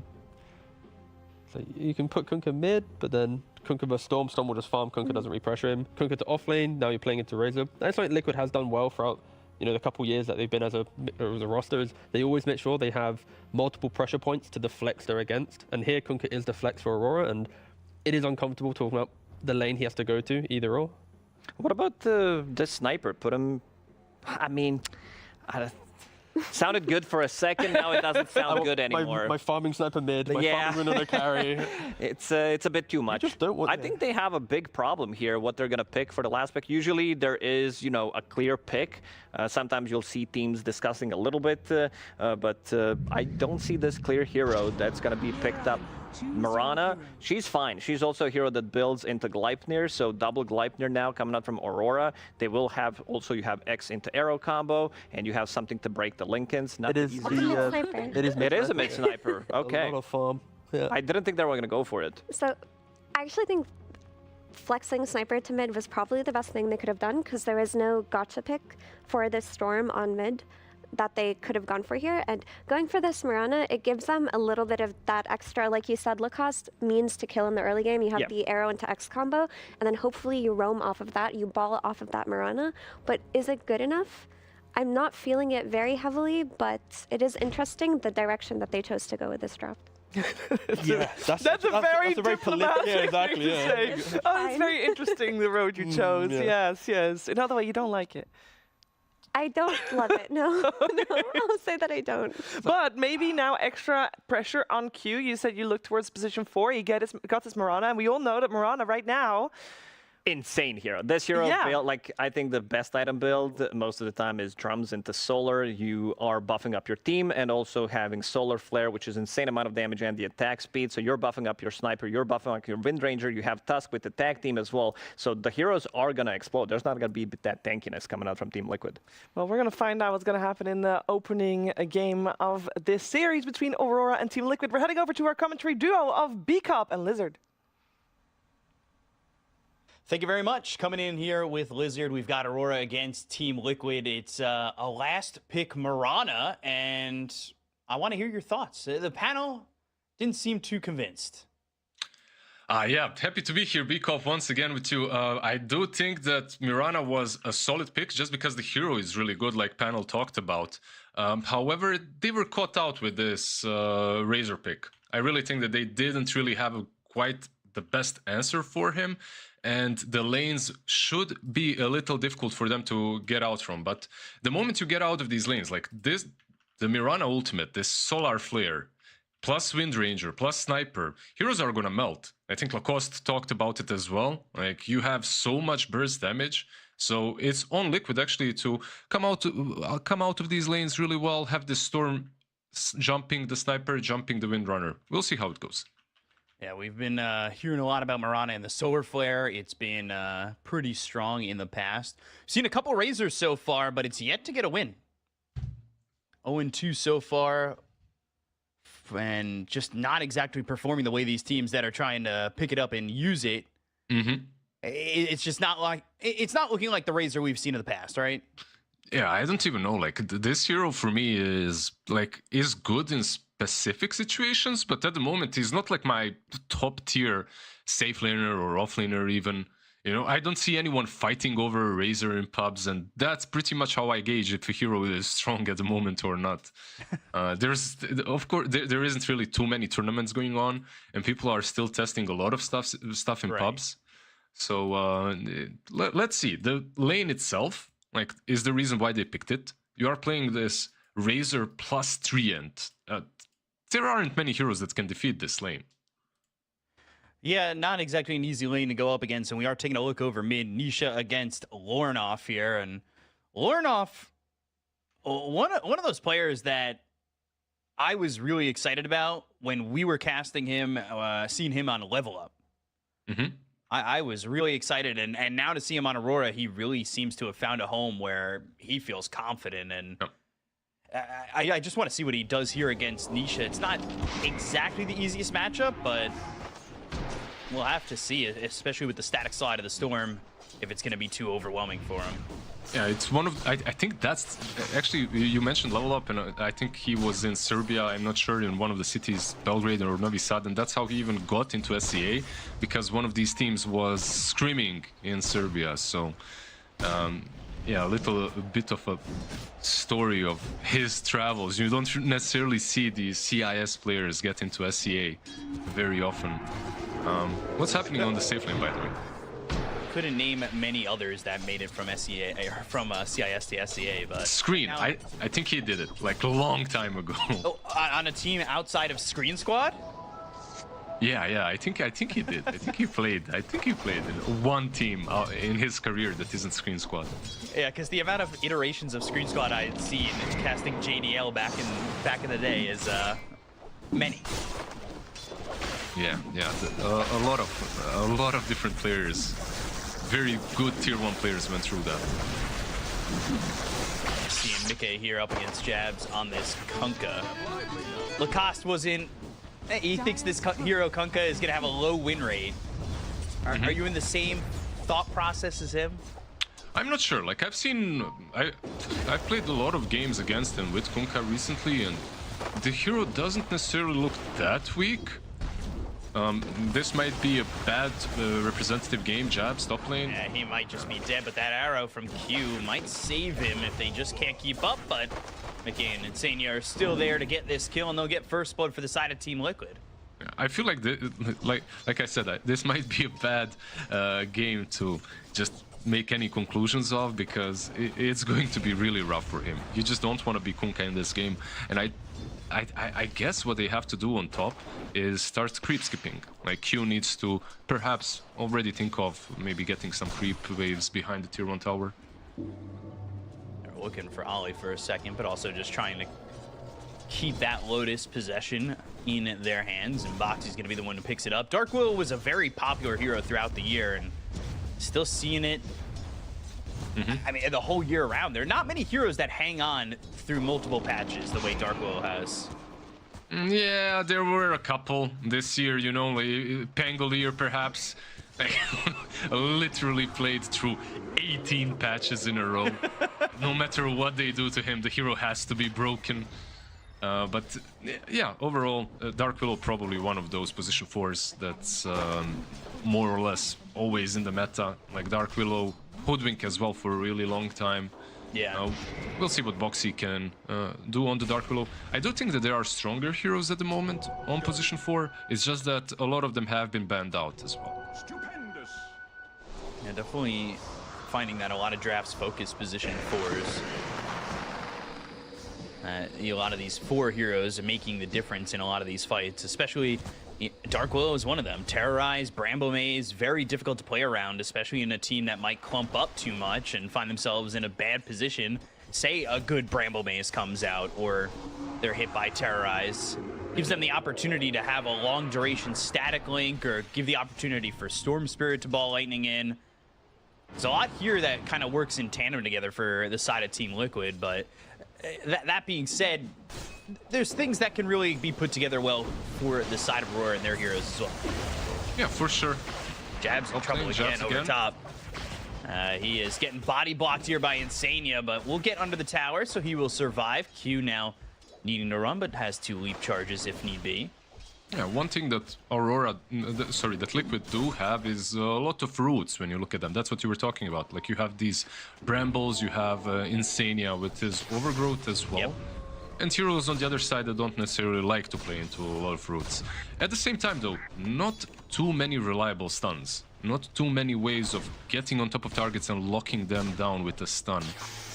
So yeah, we'll see if Aurora can abuse that fact. Yeah, that's a good point, because if you don't have the lockdown to, say, be on top of 23 Savage on this Windrunner, then you could be asking for a lot of trouble and allow him to kind of output that damage, which maybe makes me think that he's the choice one target for 33 in his Doom. Yeah, yeah. But like, if you listen to the panel, like, they really, like, you could read it between the lines if you even had to go between the lines. They thought that Liquid probably have them outdrafted. And usually that goes back to, like, the playmakers. On one side you have this Sniper on mid lane, on the other you have Storm. Of course Nisha should have a better time rotating, creating space, right, than a Sniper. But at the same time, I think the real playmaker here should be 23 Savage. Like, you have this Wind Ranger from the safe lane. Like, he should be the one rotating around and making space, creating stuff happen. He does have this Whirlwind facet. It is useful, even versus a Treant, so... Yeah, I'm thinking he's gonna be the one making all the rotations. Shackle. As Ollie's right in the face of Boxy, they lay down the Brambles, and they've got these shards in front of him. Goes to the Snowball. That connects while Boxy's in the Shadow Realm, and 23 even walking forward to try and land a power shot and maybe get a kill, but doesn't land it, and we'll have to just back off. And you're talking about Sniper, you know, potentially losing this lane over mid, but he's 45 and 10 right now. No. Like, there's no way he loses the lane. Oh, okay. I didn't mean that he's gonna lose the lane by any stretch. It's just about what you do after the lane is done. Because some heroes naturally like to rotate, right? And just have it easy because of built-in mobility spells, high nukes. Sniper, like, you can play him as a playmaker, but most of the time, this is what you're going for. 2 raid bands, you're getting your power threads, maybe a Dragon Lance afterwards. You know, you want to just sit back and enjoy your farm. Later on in the game, do you really bring the damage? All right, I hear you. I understand you now. Taking a look, 1 Wisdom Rune apiece at the moment, and we have swapped over to the net worth, and it is that Razor. Top of the net worth, Mickey not really dealing with many problems in this lane, especially with the aggression that they put on a Jabs. Jabs, he's the one who's really struggling at the moment. Yeah. What level is he? Not 6 yet? No. There is some... 4th of the way off. Yeah, not too bad. I mean, minute 8, he's played into Razor and Treant. Like, he's finding some farm, finding some XP. Mid lane. Anisha was taking some damage, but now Ollie moving in, looking over to the Dark Willow. They go to the Brambles. Shards to block anybody from coming in, and if it were to be anybody, it would be Nisha with the Ball of Lightning, but you really don't want to go in like that, and all of a sudden, Boxy, despite having the high ground, is the one who loses that fight. Yeah, his life. Lorenov, man, like, he is very farmed at this point in the game. He's dealing some damage if you get to him. Have you seen the other, by the way, the other facets on Sniper? Like, I've seen a lot of support snipers, like, in pretty high-ranked games. Like, there are a couple of rank 200 sniper spammers on 4 top lane, Jabs. They're looking over as Mickey is going to pop that ult, run down Jabs. Ollie pulling him in with the Snowball. Lornov's up here. They're going to try and get the kill on Mickey. They'll leap in Starstorm. They'll get the kill out of the Razor. Now they'll look for more. Oh, Ghost Ship comes across, and they don't even get the kill on a Jabs. He was quite low, but ends up surviving with the rotations coming through for the side of Aurora Gaming. So many nice little things happened there. First, it was Liquid. Like, I'm gonna do a Kazu moment here. Like, who the hell fortified their creeps? That was so good, because the fortification prevented Kunkka from getting 6 as they're diving him. That's the first thing. And then, of course, the Drinking Buddy Snowball save on the Kunkka. And you know, I was talking about the Sniper and how he likes to chill back and just hit people. This is perfect for him. They initiate on you, you don't have to make a play, you just TP under your tier 1 tower and you hit people. Perfect execution for them, and it wasn't really hard to execute.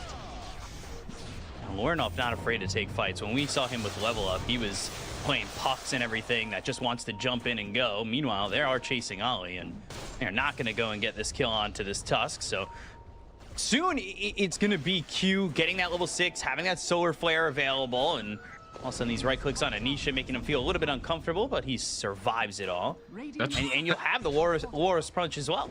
So that was that 3 hits, by the way? I'm sorry, Bcop. Was that 3 hits that brought him to half HP? Yes, it was. Warnoff's putting in the little shots here and there. He knows he may not get the kill, but as long as he's safe, he's gonna try and lower the HP a little bit, right? But okay, now I've been completely advocating for Liquid and how they can jump people. But if this sniper is left unchecked, like it's only Storm that really does it. Like your Doom is buying Midas. Treant isn't really gonna get his Blink Dagger fast. He needs like a shard and then a Blink Dark Willow as well. Razor is usually a hero that's far from the sniper, and snipers enjoy playing into Razor. Like this could be one of those free sniper games. So far, kind of looking like it. I know we're just 11 minutes in, but I feel what you're saying. He's top of the net worth, and it's a lead that is extending quite a bit. And compare him to Nisha, who's kind of there with the Kunkka, right? Not exactly looking too good. He tried to make a couple of rotations. They didn't work out. He didn't die, but he didn't farm during that time. So let's see. Bot lane. Real good read of the map there. Dire's top tower is under attack. Real good read of that situation. TPing away from a lot of these Liquid heroes who don't get their hands onto the Windrunner.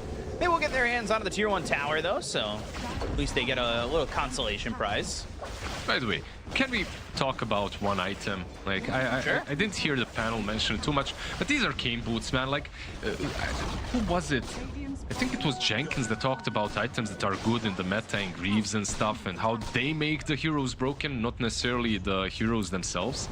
Like, arcanes are built by Lina, by Windrunner, by almost any popular carry at the moment. And they just make your lane so much easier. You get them so damn fast after a couple of waves, and then suddenly your position 5 or 4, whatever, can just dominate, because he has infinite mana. This item is definitely something that needs to be looked into. I definitely agree with that, because you see a lot of supports too also get arcane boots, and then you're just never like just the core alone getting the arcane boots, like you said, is enough. I'm fine with supports. It was always a support or maybe offlane item, but the carry buying it, that's something is sus there. leave arcane boots to us at least, you know.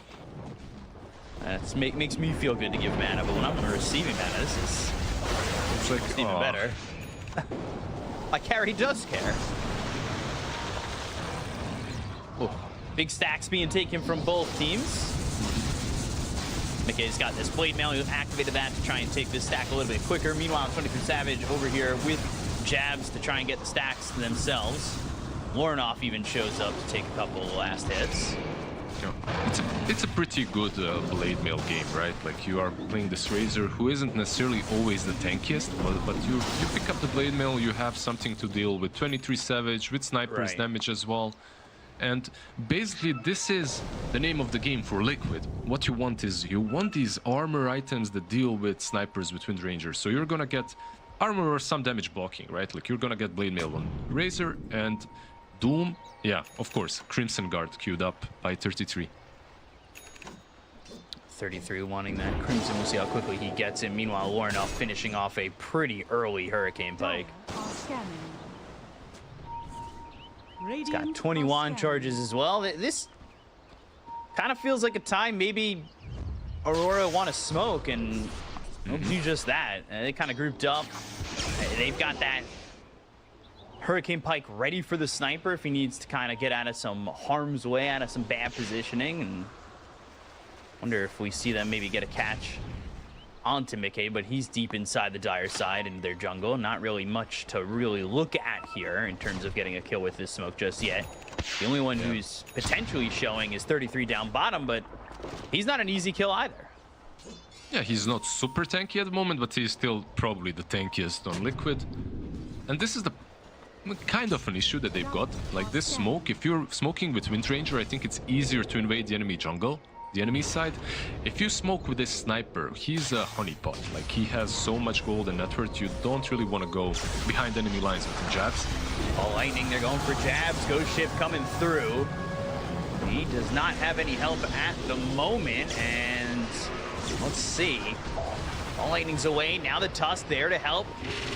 Has that Snowball, pulled him in with drinking buddies. Snowball's away, Jab's trying to get out, hit by the Terrorize, ends up falling, so they will get one, but there's Warnoff getting a kill, and there's your prime target for the Doom. They'll get it on a Warnoff. Now they've got the Electric Vortex to pull him in. The Overgrowth from Insania locking in 3 more of these heroes. They should be able to get Warnoff. They will. They'll find themselves Q as a third, and they'll chase after 23 Savage, who will win run and try to get away from this Benicia with his last bit of mana. Ball Lightning forward. They've got the vision. The Chakra Shot's not going to be enough, and 4 heroes are dead on the side of Aurora Gaming.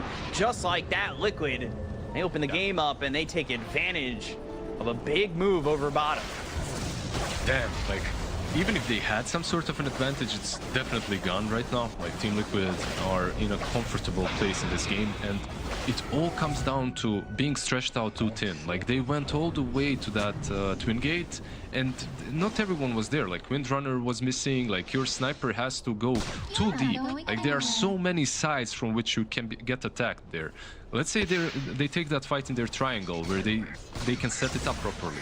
It never looks like that, never. But if your Doom can get on top of Sniper even without Blink, like, you're probably in a bad position to start it off with. Liquid, just like that, they get themselves a little bit of a lead, 3,000 net worth ahead. Lornoff, he felt confident. He's got that farm. He felt himself doing good damage throughout the first 15 minutes of the game. But Aurora just, they ran out of steam. You're still a sniper. You want to keep your high ground. You want to use your facet like this ghillie suit. You want to keep distance from the enemy heroes. I think what baited them the most is the fact that they committed on Kunkka, right? Like, they committed on jabs a lot. So you see that, you're thinking, okay, if they used everything or a lot on Kunkka, we can take this fight, but yeah, they just got out of position. See how costly Doom on Sniper is gonna be. My assumption was just throw it on 23 Savage, but when you see the Sniper, like you said, that honey pot, ready to just take all that honey away, and why not throw it on Lornoff and just get that kill? Yeah, absolutely. Later on in the game, different targets might require Doom as well. Like someone like Kunkka even might be good, or Windranger. But besides Doom, by the way, we talked about Blink Dagger. Look at Dark Willow, look at Boxy, like 1,400 gold already. He's going naked Blink, basically. Brown boots, magic wand, straight into Blink. And I like it because we talked how they need someone else to jump in with Storm, and he's gonna be the one. Trying to find the positioning needed to throw a solid Terrorize, maybe into some Brambles. Because that's what kind of started it off, right? The Terrorize ends up getting the last little bit of control that they needed to get jabs. Also hit Lornoff. They were able to jump in a little bit further forward to make sure that they can lock onto those kills. So having that Blink Dagger soon enough, which now queued into a Smoke of Deceit, not on the Blink Dagger anymore for Boxy, but we know what he's going for. We'll see when he gets that, how much it's going to affect these fights even more for Aurora. That might make it more difficult for them. They're trying to farm their way towards the top of 23 as well as Lornoff, but it's not so easy. You know, you see Mirana on the lineup. Maybe if you haven't seen a little bit of Dota recently, you're thinking, all right, Moonlight Shadow and go fight. Well, he's got Solar Flare. It's not the same way. Yeah, it isn't the same way, but it's also really damn good. Like, Mirana has so much impact, especially now that you've got these two heroes that benefit from that ulti so much. Like, I've seen a lot of this SF plus Mirana as well combos, Dragonite plus Mirana.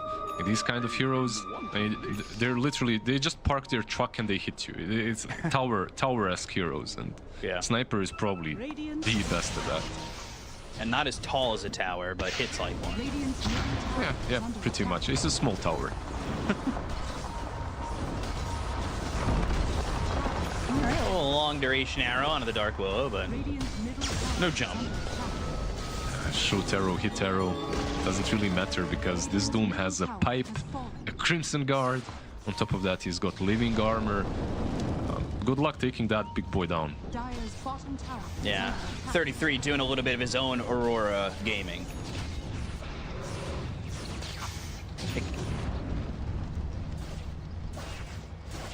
So BKB for Razor. That's next on the docket after this Manta. Are they gonna steal this? Like, they're aware. They're aware. This is a smoke. This might be a good fight for Aurora. They have to be willing to make that jump. They'll go to the Shackle, connects onto the back, onto the tree, and they'll go after this Razor. Mickey with a blade mail, though. 23 Savage is going to be dead first. They assassinate. They get the kill on Insania. They'll take out the True Protector. The Terra is going to be throwing that lens onto the Mirana as well as the Kunkka. The ball lightning in. The Doom onto this Lorinoff Sniper. They get the kill there. That's 2 heroes dead. They didn't even get the Razor after all is said and done. They have the X. They have the Torrent. But 33, like you said, Wizard, he's tanky. The extended shards. I mean, it's still not enough. Yeah, that was funny, I guess. I can't do anything. Well. Yeah, half of his HP is gone, and he managed to get away. Did they get at least they got the Tormi. The Tormentor goes to Oli, but that was such a... Let's not say bad fight for Aurora. Let's say just very good execution by Liquid. Storm Spirit jumped the backlines. He prevented them from even hitting the Razor, so it was literally only 23 Savage hitting him. And he was kind of hitting himself because he died from that Blade Mail. The Razor Blade Mail 5-head itemization. Definitely working out. Yeah, it delays the BKB, but who needs it? You've got the Blade Mail. Helped him farm, it helped him win that fight. Mickey doesn't even die there. And they will get the kill on the Q. That is over mid. And we're starting to see what you kind of alluded to in the early game, right? Sniper wins the lane, but Nisha's the playmaker, and he's doing a lot of it. Yeah, he's doing a lot of that, and I'm a little worried for Aurora right now because they should be shining in these fights. Right. I really think that this should have been their power spike because they need to fight before the BKBs are up on Liquid. You are playing with a Kunkka offlane. This hero falls off once BKB is hit. And if you look at Liquid, I believe all 3 cores should be buying them. Now, Storm Spirit is queuing up his one. He just needs like 500 gold. Razor, I believe he's got his BKB flying out to him. Maybe Doom won't get his, but, you know, he's unkillable anyway. He doesn't care too much. So BKB is there now for the Razor, and it feels like with the network lead that they have right now, they're kind of free to get this Aegis and then fight on their time. Yeah, pretty much. I feel like once you get this Aegis, you can even start pressuring things. There is one aspect of Aurora that's really strong, and that's high ground defense, right? Like you can hold your high ground pretty damn well with the snipers, so we'll see if maybe that's gonna be the play for them, but maybe I'm being too pessimistic. Maybe they can still take these fights head on. It's always tough to go completely through to the high ground against the sniper, so we'll see how they approach it if they want to do so with this Aegis. They're still tier 2s though, so it's not even thinking high ground just yet. Smoke up, they're going in. Usually you smoke up when someone takes this Roshan. The first one, the second one, doesn't matter. You smoke up and you try to catch one of these stragglers. Heroes that didn't go back together with the team. Because while you're taking rush, what happens? Your lanes get pushed in, so someone needs to fix that. You see a carry TP out, then you strike and fight. They've got the X, but again, can they get this kill? They'll go to the Terrorize. Yes, they will. No help from the side of Liquid. They let Mickey die. Thought maybe that X is just going to be a little bit of messing around, but they weren't playing. Yeah, he wasn't able to get out. That Tormentor that Oli got, those ice shards, extra deep. Very nice. Never really had a chance for the BKB either, and holds on to that 9-second BKB for what should be the next fight. But a really good job there, knowing the balance of everything for Aurora, right? Knowing that you've got all 5, even if it's just an innocuous arrow into an X, or X into an arrow, you still have Lorinoff, who is spitting damage. Yeah, he's still very damn strong. He is farming under vision. and they are collapsing. Look at Storm Spirit, look at Nisha. Oh, Lauren off. This might be bad. Yeah. They're gonna ball lightning and the jump forward. They've got the root. They'll have the damage. They'll get the kill. They'll even doom jabs afterwards because they have the damage to get the kill on Warnoff. Shards will keep Liquid away, but it's what we were talking about earlier too. Boxy's got that blink dagger. He's able to make a jump like that. He's the one who really initiates for him, and they get a kill onto the sniper. Yep, the brambles perhaps weren't fantastic, but yeah, you got the job done. The ward was really what made all that happen. The ward scouted sniper, and because they knew exactly where he was, they could set up the fight properly. Doom has been expanded though. So. Yeah, but it's still tough to fight in even without the Doom being available. They've got a minute and a half to do so. Really, a minute 20 once Sniper is back up. They're going to lose this mid-tier 2 tower. See, will he buy another Midas? What do you think? On Doom. I swear this is how the bugs began. With just that facet? Yeah, it broke Midas. He's bought and sold his, like, what, because of this facet, I think like 3-4 times already. Buys it, it's good value. It is, of course. Like, you can use it between items. And then when you get enough gold, just... Need a neutral, buy a Midas. Sounds a bit ridiculous when you just say it as it is. We need a neutral, buy a Midas, you know, just casually. But then you do the trade-in, like we used to do with our physical copies of video games. Hey, how much can I get for this? We'll give you 90% for it. All right, I'll take it. Cash or credit? Yeah, that didn't exist in Balkans. You go to the flea market, you buy like the CD that has 30 different pirated games. All on one CD? That sounds like a deal. Yeah, of course. Some of them are in some strange languages, but what can you know, you can't choose. Q. Yeah, and Ollie, actually. Q's gonna die here. They'll find Ollie, and now, drinking buddies down to the creeps, but can't escape. Yeah, drinking buddies are amazing, by the way.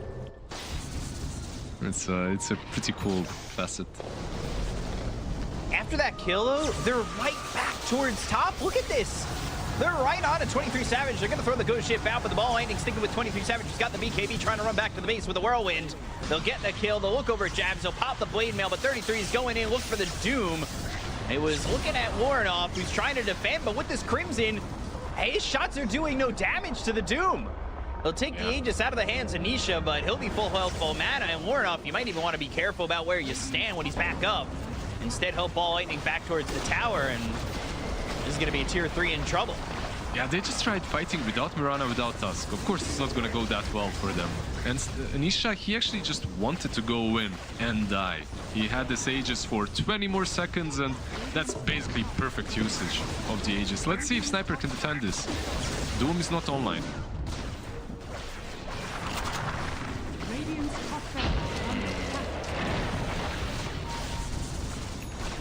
Yeah, the top set of racks.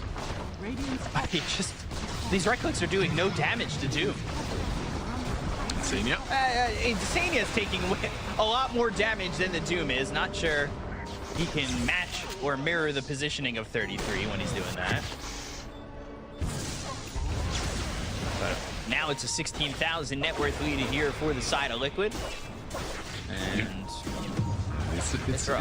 it's a good position to be in if you're a Liquid fan right now. Not so much for Aurora, but Laurenov is having so many issues. Ball lightning Laurenov. Vortex, drinking buddies, pulling him in. They're going to try and get him out, but they've got the kill on Laurenov. He's dead for 60 seconds, though. Buyback, they'll follow it up with a kill on Ollie. They'll take out the Tusk, 2 dead on the side of Aurora. And back on the docket is the buildings and the objectives. How do you defend? How to kill anyone? It's like you have these heroes that are supposed to be buffed up by Solar Flare, and they're supposed to be like just destroying instantly eliminating one target, right? But you're playing into a Doom with a bazillion armor. You're playing into a Dark Willow with Shadow Realm. She doesn't care. Insania, Living Armor, and Ghost Invis. And Storm Spirit, you just don't have enough lockdown for him. So, yeah, it's really difficult position to be in. You know, one team's working with real damage and the other team's using nerf. And it's nothing, so they're gonna lose 23 Savage. Going anywhere. Oh, wait. And it's almost a 23,000 net worth lead for Liquid. Is that the goal? Like, versus 23, is that? You just want 23,000 net worth and then you objective complete. You're good. Yeah. The game default just ends right there. I've seen it happen before. Yeah, I don't even see what item really changes things here. Like, all the items that Aurora are buying are these items that they're not really items to deal damage or kill someone. They're more of the items that you need to even play the game.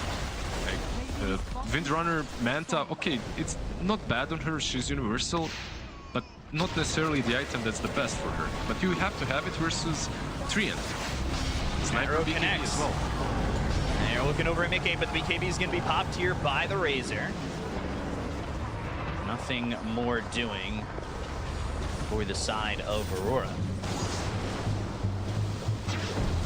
And they thought that maybe they could have got Mickey there. It forced this BKB, but like you said, they're just lacking the damage.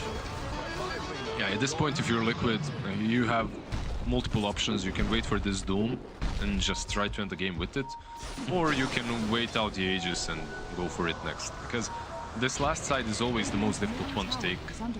Let's see, Smoke Up 23. We'll search, but nothing showing up. Scan doesn't connect, and it might time where the last fight for Aurora is at the next Roche. It's going to be a very hard one. Insania? Wait near Dust, they found him. Nikkei even thinking about going in. He doesn't exactly have that BKB for another 30 seconds, but 33 with the Shivas. He'll pop that. They'll slow up Ollie. Ollie on the run. Static Link is there. Ollie pushing him back with a Psychic Headband, but now the ball ending in from Nisha. They're going to go and find their attention on the 23 Savage, as they will get that kill onto the Windrunner, go to the back lines, find themselves Q2 gone on the side of Aurora. And Team Liquid, even without the BKB on Mickey, they're just so far ahead where it doesn't quite matter. And Insania is always happy to take these kind of ganks. Like, he tanks it, but his team, because of that, takes the fight and possibly now gets mega creeps as well. Ball ending all the way across to Warnoff. And he is so dead. They'll call GG, and Team Liquid with ease have won game number 1 over Aurora. Right, it's not... what was that game, 21? Like earlier today, it wasn't a stomp that was as hard as that one, but this is... Yeah, this is a difficult one. Someone is getting reported. I'm not sure who it is, but it's a rough game for Aurora fans. Yeah, it's you who's getting reported, but it looked good in the laning stage for a little bit, right? Like, Warnoff did well against Nisha, but we spoke about it. You brought up the point where it was just like, can they keep holding on to a good laning stage? They don't exactly have the initiators, and Nisha showed that he was the one ready to go. So they took game number 1 for Team Liquid. We'll get more from our panel, so guys, take it away. Thank you very much, Vikov and Lizard. A tough one for Aurora fans, but I think a lot of Team Liquid fans are having a little bit of a, I would almost say that they're happy, but a little bit of a sigh of relief, because you never also know what type of Team Liquid comes showing up on day 1 of the event, Nikos. That's also true. Sometimes they can be a bit of a slower team, adapting to certain things. Always there's some drama, whether they're going to get out of the groups or not. But Team Liquid, they seemed very well prepared in this one. And this is a fight that is going to kind of say in which direction the game is going to go. I'm looking at the positioning from Insania. He's sitting inside the trees this whole time, throws in the blood grenade, very patient. Overgrowth is ready. So what he's going to do is he's going to land a 4-man Overgrowth, nice terrorize as well with some brambles. Before that, then also Doom. So very nicely played team fight coming up from Team Liquid. This is what their lineup is built to do. Yeah, and also the positioning from that Storm Spirit on Nisha, right? He zips in to start the fight, zips out, kites out a little bit, waits for the Dark Willow terrorize, and then goes in. And all he had at that point was a Kaya, but they were also pairing it with the Living Armor. So they had the Living Armor on the Storm, who was zipping in and managing to live through these fights because of that and do the initiation they needed. And in this fight in particular, Liquid are doing the Tormentor, and Aurora wanted to fight back here too. So 23 walks in, gets the Tormentor kill with Whirlwind, but also dies. Yeah, I mean, they have no front line. That's kind of the key issue here. Like, you're playing into a Doom. Hey, you're saying Tank Cardell is not a front line? I mean, there needs to be more. You need multiple options here, boss, and right now they don't have it, right? Like, we already said that they don't really pressure towers. They kind of did lack a little bit of damage after laning phase, and when you see like the fights, it's just Liquid. They're comfortable. They see exactly what needs to happen. They hit the timing, and then when they go to a big fight, like again, Roshan, like 24 minutes before that, Kunkka steps up. Okay, you've got a Doom on your face. Someone else steps up, like a Tusk. Okay, you've been Bramble mazed, or you've been, terrorized. Like the whole foundation of Aurora's draft is built around. Let's not take a crazy game-ending fight until 25 minutes where we all have BKBs and Mjolnirs and everything's tickety-boo, and then no, that's not going to happen. They need a little bit more early game to even get close to Liquid. And the story of the patch, even with this C letter patch, is Auras, right? You had the Doom who built Crimson Guard and Pipe. It was riveting, and wasn't it? Yeah, this Aura meta is still in full force, it seems like. And they had this idea with Mirana where they would press Solar Flare and then the Wind Ranger and the Sniper would amp up, but the Crimson Guard just eliminated that entirely. And then you run into the issue where your offlaner on Doom has Auras and the enemy offlaner doesn't have Auras, or the other way around. How do you fight a team with Auras when you don't have them? Kunkka went for that Blade Mail into Ags and it didn't work out, Lacoste. Yeah, as I said before, like Kunkka is going to be the big bait, I feel, of the tournament. Like right now, a lot of the offlaners, they don't feel good to play. There are certain like top tier offlaners, and we're going back to some of the old offlaners. We've seen Team Falcons, now we're seeing Team Liquid going back for Doom because he can get that money back. He can pretty much buy anything and it feels good on the hero. We'll also in the heal meta with all these position 4/5s getting a lot of heals, and he's going to stop that with his Doom. So I think this hero's stonks are going to be on the rise throughout the tournament. Now, we did say that even though we favored Team Liquid's lineup, the thing that we thought Aurora was going to do okay in was doing well in the lanes. What about Team Liquid's lineup, Effie, went wrong for Aurora that didn't happen? Well, Aurora did do as well as they could in the lanes. Like, their Sniper had a great laning stage versus Storm, which is expected, but then Storm hit 6, and the Sniper's threat kind of erases from the map, and they did win the side lanes as well as they could. But like we mentioned, all it took was one successful fight from Liquid when they were ready to put the pedal to the metal, which is when Storm got the Kaya. They blinked in and they had that fight bottom, and that just blew the whole map wide open because you can't really recover after that because you can't do as Aurora what Liquid did to you. You can't take that one fight where you just dominate them. You're just kind of waiting and hoping your Wind Ranger gets farmed enough to run in for you. Yeah, and we got our standout player.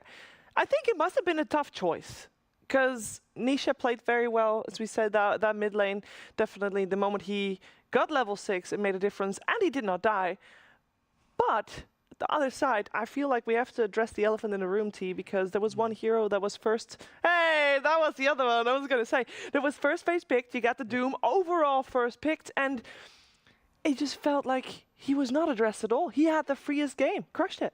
Yeah, I apologise to all the fans for this TI. It is going to be potentially a Doom TI. Again, we're on the road to the International, so we still have some days before we get to TI, but I am looking forward to having to talk about a hero that buys Midas, buys Auras, and then exists. Wow. Well, he didn't buy Guardian Greaves. That's the only thing that is